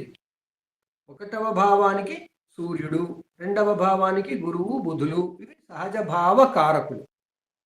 ఈ సహజ శుభులు సహజ పాపులు వర్డ్ ఉంది ఎప్పుడు వస్తుందంటే గ్రహకారకత్వాల్లో వస్తుంది. మీకు గ్రహాలే పాజిటివ్ నెగిటివ్ ఎనర్జీకి రిప్రజెంటేటివ్స్. రాసులు టోటల్ ఎనర్జీకి రిప్రజెంటేటివ్స్. నక్షత్రాలు టోటల్ ఎనర్జీకి రిప్రజెంటేటివ్స్. అందువల్ల వాటికి ప్లస్ మైనస్ లేదు. మేషరాశి పాజిటివ్ రాశి, వృషభ రాశి నెగిటివ్ రాశి అట్లా లేదు. రాశి కారకత్వాలలో పాజిటివ్ నెగిటివ్ అని చెప్పుకుంటూ వెళ్ళింది ఆ పాజిటివ్ నెగిటివ్ కాదు. వాటి పాజిటివ్ నెగిటివ్ అనే ఆస్పెక్ట్లో ఏది ఏ సమయానికి పాజిటివ్ అనుకోవాలి నెగిటివ్ అనుకోవాలి దానికోసం చెప్పబడింది. పాజిటివ్ రాశి అని చెప్పింది ఎప్పుడు పాజిటివ్ ఇంపాక్టే ఇస్తుంది అనుకోవడానికి వీల్లేదు. ఆ రాశి ఇంకో రకంగా ఇవ్వచ్చు. రాశి కారకత్వాల్లో వాడిన పాజిటివ్ నెగిటివ్ వేరు. రుణాత్మక ధనాత్మక అన్నాము. గ్రహాలకి వాడేది వేరు. గ్రహాలది డైనమిక్ ఎనర్జీ. గ్రహాల ఎనర్జీ డైనమిక్ ఎనర్జీ. చేతిలో టార్చ్ లైట్ పెట్టుకుని వెళుతుంటే టార్చ్ లైట్ ఎలాంటిదో అలాంటివి గ్రహాలు. స్ట్రీట్ లైట్ ఆల్రెడీ ఫిక్స్ అయిపోతే ఎలా ఉందో అలాంటివి రాసులు నక్షత్రాలు. అది గుర్తుపెట్టుకోండి. Totally light science. ఇది లైట్ సైన్స్ ఆఫ్ లైట్స్ మన జ్యోతిషం. అప్పుడు బాగా అర్థమవుతుంది. వాళ్ళని ఒక వ్యక్తులుగా ఒక దేవతలుగా అది గుర్తుపెట్టుకుంటే అస్సలు జ్యోతిషం అర్థం కాదు. నెక్స్ట్ కొత్త వాళ్ళు. గురుగారు సహజ భావకారకత్వాలు అన్నారు కదండి.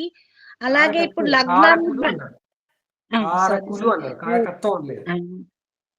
సహజ భావకారకులు అంటే లగ్నానికి మళ్ళా వాళ్ళు వేరే అయిపోతారు కదండి. లగ్నానికి ఉండే కారకులు వేరు. వాళ్ళిద్దరు ఒకటే అయ్యే ఛాన్సెస్ ఉంటుందండి. ఉంటుంది కదా. ఇప్పుడు సింహ లగ్నం అయింది అనుకోండి. సింహ లగ్న భావానికి లగ్నాధిపతి ఎవరు అవుతారు? రవి అవుతాడు.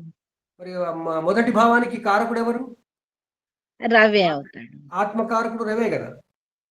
ఓకే, ఒకళ్ళే అవుతారు అంతే. అన్ని కారు, అన్ని ప్రతిదీ ఒకసారి ఆయన అయితే మిగతా వాళ్ళందరూ ఏం కారు. వీళ్ళంతా ఇండిపెండెంట్. అంటే ఎప్పటికప్పుడు మారిపోతుంటుందండి ఇది. లగ్నాన్ని బట్టి మారిపోతుంది. లగ్నాన్ని బట్టి మారేది భావాధిపత్యం. ఓకే. ఏ లగ్నమైనా మారకుండా ఉండేది స్థిర భావ కారకత్వం. ఓకేనండి. మేషరాశి లగ్నం అయితే కుజుడు మొదటి భావానికి అధిపతి. అవునండి. సూర్యుడు మొదటి భావ కారకుడు. అంటే ఆ ఇద్దరిని చూసుకోవాలండి మనం అక్కడ. చూసుకోవాలి. చాలా సార్లు చాలా యాంగిల్స్ లో చూడాలి. ఇది కేవలం బిగినింగే. సరే, ధన్యవాదాలు. నమస్కారం సార్. చెప్పండి అమ్మా. సార్ మీరు ఇప్పుడు లగ్నాలు మూడు టైప్స్ చెప్పారు కదా, సూర్య లగ్నం, చంద్ర లగ్నం అవి. అయితే ఇప్పుడు స్టార్టింగ్లో మీరు చరస్వభావ రాశులకు 11వ భావ అధిపతి బాధకారకుడు అన్నారు కదా, మరి ఆ లగ్నము ఏ లగ్నం తీసుకోవాలంటారు? చంద్ర అన్ని రెఫరెన్స్లు జన్మ లగ్నానికే. జన్మ జ్యోతిషంలో లగ్నం సూర్యుడు సూర్యుడు ఏ రాశిలో ఉన్నాడో అది కదండి. కాదు. జన్మ లగ్నము అంటే సూర్యుడు ఉన్న రాశి కాదు, చంద్రుడు ఉన్న రాశి కాదు. అది కావచ్చు ఆ రాశి, కానీ అది కాదు. ఏదవుతుంది సార్ మరి జన్మ తూర్పు లగ్నం? క్షితిజం మీద ఉన్న రాశి సంఘటన జరుగుతున్నప్పుడు. కొంచెం ఈజీగా తెలుసుకోవాలంటే ఎలా అండి? తూర్పు క్షితిజం అంటే అర్థం కాలేదు. ఇప్పుడు తూర్పు క్షితిజం ఎక్కడుందో తెలుసా మీకు? తూర్పు లేదు. క్షితిజం అంటే తెలుసా? లేదు. ఈస్టర్న్ హారిజన్ అంటే తెలుసా? తూర్పు వైపే కదా అండి? పర్వాలేదు, చెప్పకపోతే తూర్పు తప్పే వైపే కదా? తూర్పు వైపే కదా?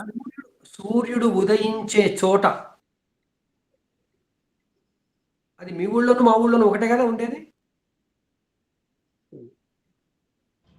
అవును. ఆ సూర్యుడు ఉదయించే చోటుగా ఆకాశము భూమి కలుస్తున్నట్టు కనపడుతుంది కదా, దాన్ని తూర్పు క్షితిజము అంటారు. సరే సార్. అక్కడ ప్రతి 4 నిమిషాలకి 1 డిగ్రీ చొప్పున పైకి లేస్తుంటుంది. అవును, చెప్పారు లాస్ట్ క్లాస్లో. సూర్యుడు ఉదయించినప్పుడు, సూర్యోదయం కన్నా ముందు మీరు చూస్తున్నట్టయితే సూర్యుడు కనబడడు, బింబం. తర్వాత బింబం కనబడుతూ పైకి వచ్చేస్తుంటుంది. ఆ వచ్చే టైంలో ఫస్ట్ టైం మీకు సూర్యబింబం కనపడే క్షణం లగ్నం. Okay sir. ఆ పాయింట్ దగ్గర ఎప్పుడు ఉండేది లగ్నం. సరే సార్. ఓకే. మనం గుర్తుపట్టడానికి సూర్యోదయం తీసుకుంటాం. ఓకే, అర్థమైంది సార్ ఇప్పుడు. ఆ తర్వాత పైకి వెళ్ళిపోయిన తర్వాత అక్కడ ఇంకోటి వస్తుంది. సూర్యుడు ఇప్పుడు 22 డిగ్రీల దగ్గర ఉండి ఉదయిస్తే రేపు 23 దగ్గర ఉదయిస్తాడు. అప్పుడు 23 ఫస్ట్ లగ్నం అవుతుంది. Okay sir. ప్రతిరోజు లగ్నం సూర్య స్ఫుటం మీద ఆధారపడి మొదలవుతుంది. ఇప్పుడు టైం 9:42 అయింది. ఇవాళ పొద్దున 6:42కి వృశ్చిక రాశి కాదు, ధనురాశికి వచ్చాడుగా, ధనురాశిలో 2 డిగ్రీల దగ్గర సూర్యోదయం అయింది. సరే. 6:42కు ఇవాళ పొద్దున. సాయంత్రం 6:42కు ధనురాశికి ఎదురుగుండా ఉన్న మిథున రాశి లగ్నం అయింది. అప్పుడు మిథునం పైకి వస్తుంది. 4 గంటలు 2 రాశులు వెళ్ళిపోయాయి. సింహం వెళ్ళిపోయింది. లగ్నం నడుస్తుంది. అలా మీరు చూసుకోండి, చెక్ చేసుకోండి. అర్థమవుతుందా? అర్థమైంది సార్. ఇప్పుడు కన్యా లగ్నం ఉంది. మీరు దీన్ని ఈజీగా, మనం లాస్ట్ టైం సెషన్లో చెప్పుకున్నాం కదా, లగ్నాన్ని ఎలా గుర్తించాలి, ఏ పేపర్ లేకుండా, ఏ పెన్ను లేకుండా అని. సూర్యోదయం తెలిసిన సూర్యస్ఫుటం 2 గంటలకి వచ్చు. ఇప్పుడు 6:42 ఎక్స్ట్రా అయింది అంటే పొద్దున ఉన్న రాశితో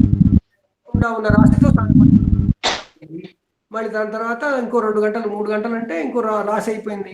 ఇప్పుడు ధనుస్సు కాబట్టి, మిథునం కాబట్టి, కర్కాటకంలో సింహ లగ్నం అవుతుంది. ఇప్పుడు కర్కాటక లగ్నంలో అయ్యా, కర్కాటక లగ్నం ఉంది సార్. కర్కాటకంలో చివరి 1 గంట అయింది కాబట్టి ఇది మనం ప్రాక్టికల్, ఏ పుస్తకాలు అక్కర్లేదు. ఓకే, ఇంకా గురుగారు నమస్కారం. గురుగారు చెప్పండి. ఇందాక అది చరలగ్నాలకి 11th భావాధిపతి, బాధకాధిపతి ఇట్లా చెప్పారు కదా గురుగారు. ఇప్పుడు ఆ బాధకాధిపతి అనే గ్రహం ఇప్పుడు మేషలగ్నం ఉంది, కుంభరాశి అధిపతి శని బాధకాధిపతి అయ్యాడు. ఫర్ సపోజ్ ఇప్పుడు ఆ రాశిలో ఉండే గ్రహానికి కూడా వర్తిస్తుందా? ఇప్పుడు మనం ఇప్పుడు గ్రహస్థితి గురించి చెప్పుకోవడం లేదు. అనవసరంగా మీరు ఎక్కువ ఆలోచించి కన్ఫ్యూజ్ కాకండి, ఇతరులను కన్ఫ్యూజ్ చేయకండి. నేను అన్నీ ఒక పర్టికులర్ మెథడ్లో ఒక్కొక్క స్టేజ్లో అర్థమయ్యేందుకు చెప్పుకుంటూ వస్తున్నాను. అలాగే గురుగారు. గ్రహాల స్థితిని బట్టి చేసిన తర్వాత అట్లాగే ఆ గ్రహం అక్కడికి వస్తే ఏం చేస్తుంది, ఏ గ్రహం ఎక్కడికి వస్తే ఏం చేస్తుంది అనేది మనం తెలుసుకుందాం. మనం ముందు గ్రహ కారకత్వాలు తెలుసుకోవాలి. అలాగే గురుగారు. ఇంకా నమస్కారం గురు చెప్పండి. నమస్కారం గురుగారు. నేను ప్రమిళ అండి. ఇప్పుడు మీరు సూర్యుడు ఉదయం ధనురాశిలో ఇన్ని డిగ్రీల దగ్గర ఉదయిస్తున్నారు అని చెప్తున్నారు కదా, అసలు అది ఎలా తెలుస్తుందండి? ఇప్పుడు ఆ డిగ్రీలు మీరు చెప్తున్నారు కాబట్టి మేము తర్వాత లగ్నం ఏంటి అనేది లెక్క పెట్టుకోవటానికి అవకాశం వస్తుంది. అది కావాలి అంటే సిద్ధాంతం నేర్చుకోవాలి. ఓకే జ్యోతిషం ఫలిత జ్యోతిషం కాదు. ఓకే అండి. క్యాలిక్యులేషన్ ఆఫ్ ది లాంగిట్యూడ్స్ అవన్నీ కావాలంటే మనం పంచాంగం రాయడం నేర్చుకోవాలి. ఓకే, పంచాంగంలో కూడా తీసుకుంటున్నాం ఇప్పుడు మనం. అలాగే గురువు గారు.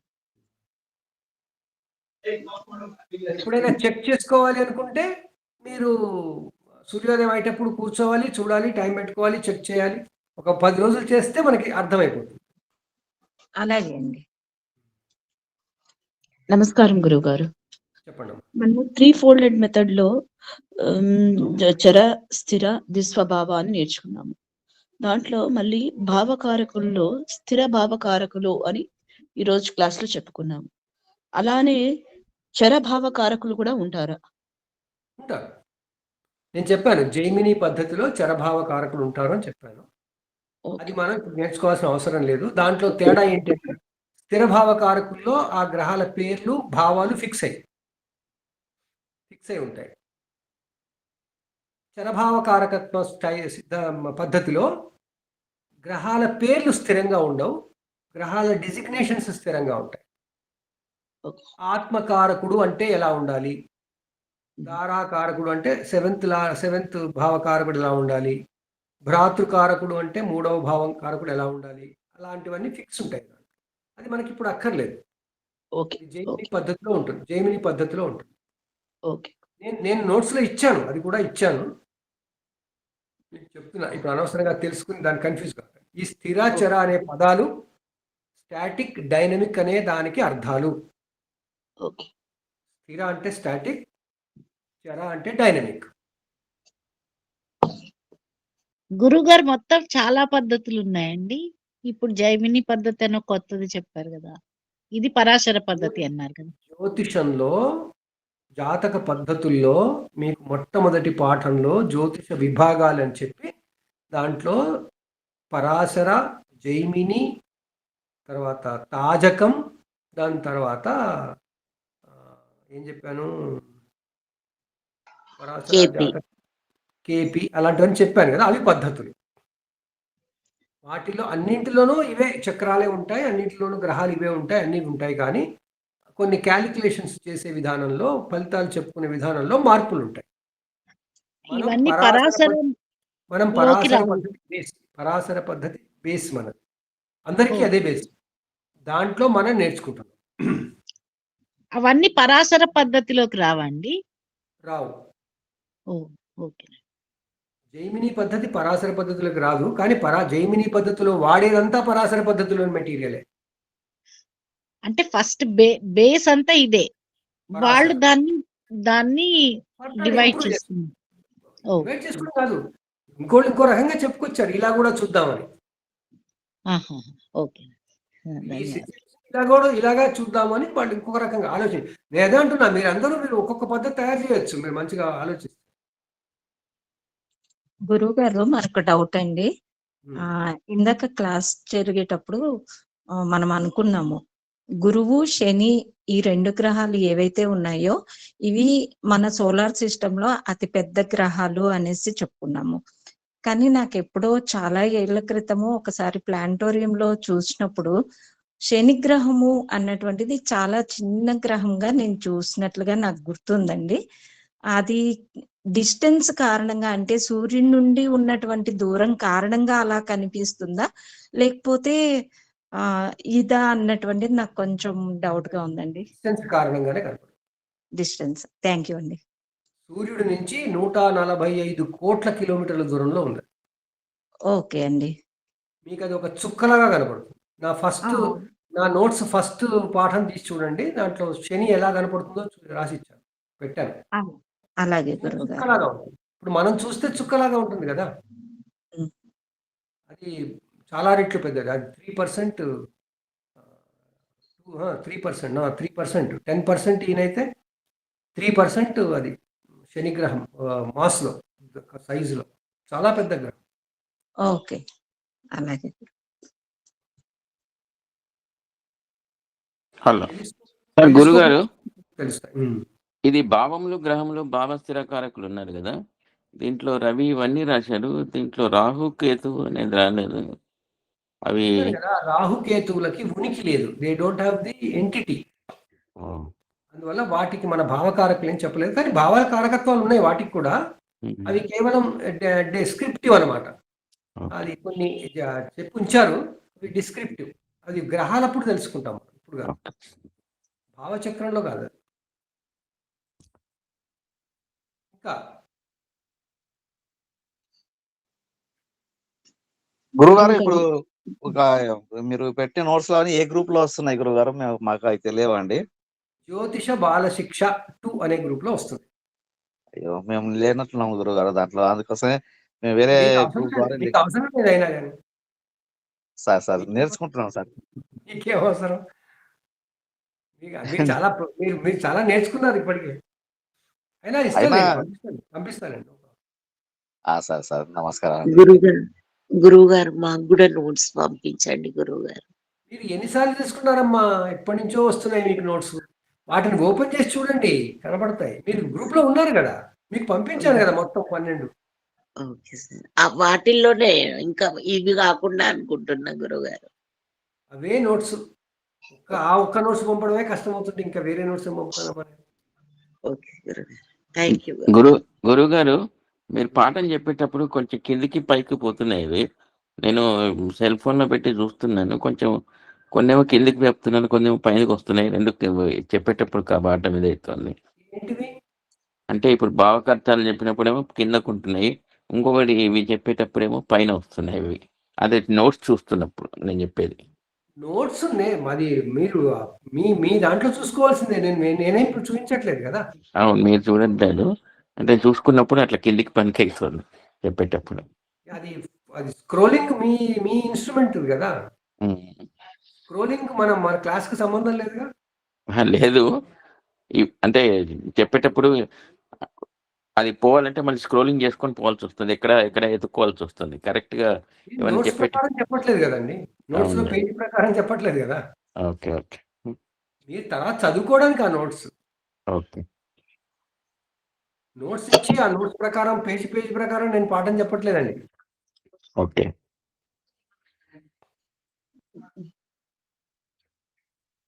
గురువు గారు, ఈ రోజు క్లాస్ సంబంధించింది కాదు, నా డౌట్ అడగచ్చు గురు. ఇప్పుడు ప్రీవియస్ క్లాసెస్ లో మీరు ఉచ్చ నీచ స్థానాల గురించి చెప్పారు. దాంట్లో ఒక ఎగ్జాంపుల్ లాగా సపోజ్ 180 స్టెప్స్ పైనకి ఎక్కింటే దాన్ని ఉచ్చ స్థానము. అదే సేమ్ వ్యక్తి 180 స్టెప్స్ కింద ఉంటే నీచ స్థానము. దాంట్లోనూ పరమ ఉచ్చ అనేటప్పుడు పర్టికులర్ ప్లేస్ లో ఉన్నప్పుడు అనే విధంగా మీరు ఎక్స్ప్లెనేషన్ ఇచ్చారు. నాకు అర్థమైంది. సారీ. ఇప్పుడు మనిషి ఒకరే, ఆయన 180 స్టెప్స్ అంత పైన ఉన్నప్పుడు ఆయన ఇచ్చే ఫలితం ఒకలాగుంటుందా? ఆయన 180 స్టెప్స్ కింద ఉన్నప్పుడు ఫలితం ఒకలాగుంటుందా? మీరు 180 మెట్లు ఎక్కుతున్నప్పుడు మీ ఇంటి డాబా మీద 179వ స్టెప్ మీద ఉన్నప్పుడు మీకు మీ చుట్టూ ఎలా కనపడుతుంది? 180వ స్టెప్ ఎక్కిన తర్వాత మీకు మీ చుట్టూ ఎలా కనపడుతుంది? తేడా ఉంటుందా ఏమన్నా? ఉండదా? ఓపెన్ ఏరియా ఎంతో కొంత తేడా ఉంటుంది కదమ్మా. ఉంటుంది.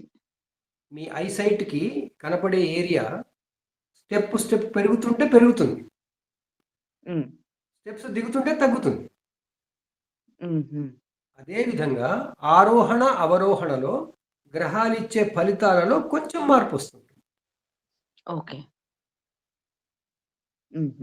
గ్రహాలు ఇచ్చే ఫలితంలో మార్పు కాదు, గ్రహాలు ఫలితాలు ఇచ్చే విధానంలో వాటి సామర్థ్యపు మార్పు. Ability of the planet to give the influence, to do the influence, to influence us. గురువు గారు జస్ట్ లైక్ మనకు చంద్రుడు లాగా అనుకోవచ్చు కదండి. పౌర్ణమి చంద్రుడేమో మంచి వెన్నెలను ఇస్తాడు, పౌర్ణమి తర్వాత రోజు రోజుకు తగ్గుకుంటూ వస్తుంది, మళ్ళీ అమావాస్య తర్వాత మళ్ళీ వృద్ధి చెందుకుంటూ వస్తాడు. అలా మనం నేచర్ నుంచి నేర్చుకోవచ్చు అండి.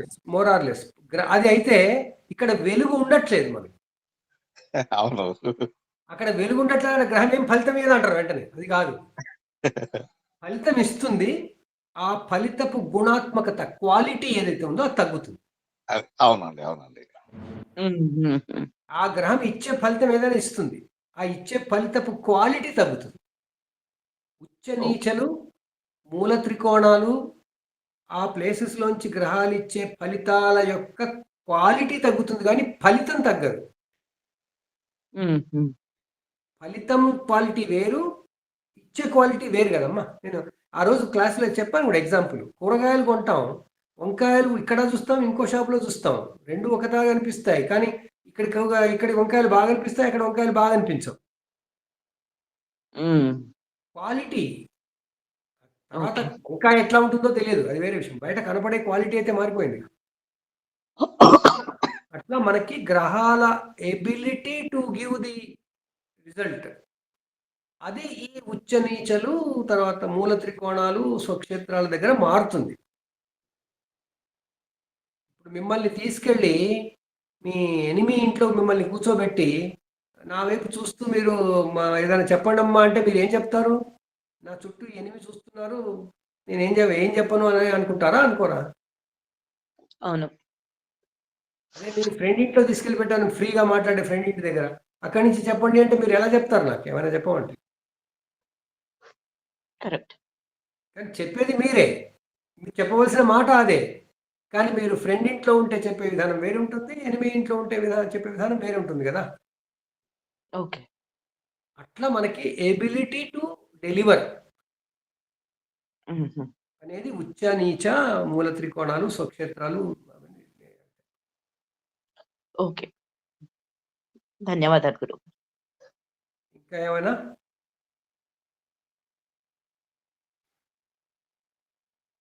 పాఠాలన్నీ మళ్ళీ చదువుకోండి, 13 పాఠాలు. వచ్చే వారం పాఠాల మీద ప్రశ్నలు వేయండి, ప్లస్ భావకారకత్వాలు కంప్లీట్ చేసుకుని నేను పంపే క్విజ్ని కూడా ఫిల్ చేసి ఇవ్వండి. ఫిల్ చేసి పెట్టుకోండి, చెప్తాను. ఓకే, మరి శుభరాత్రి. నమస్కారం గురుగారు. గురుగారు శుభరాత్రి సార్, ధన్యవాదాలు. Thank you. ధన్యవాదాలు, నమస్కారం సార్.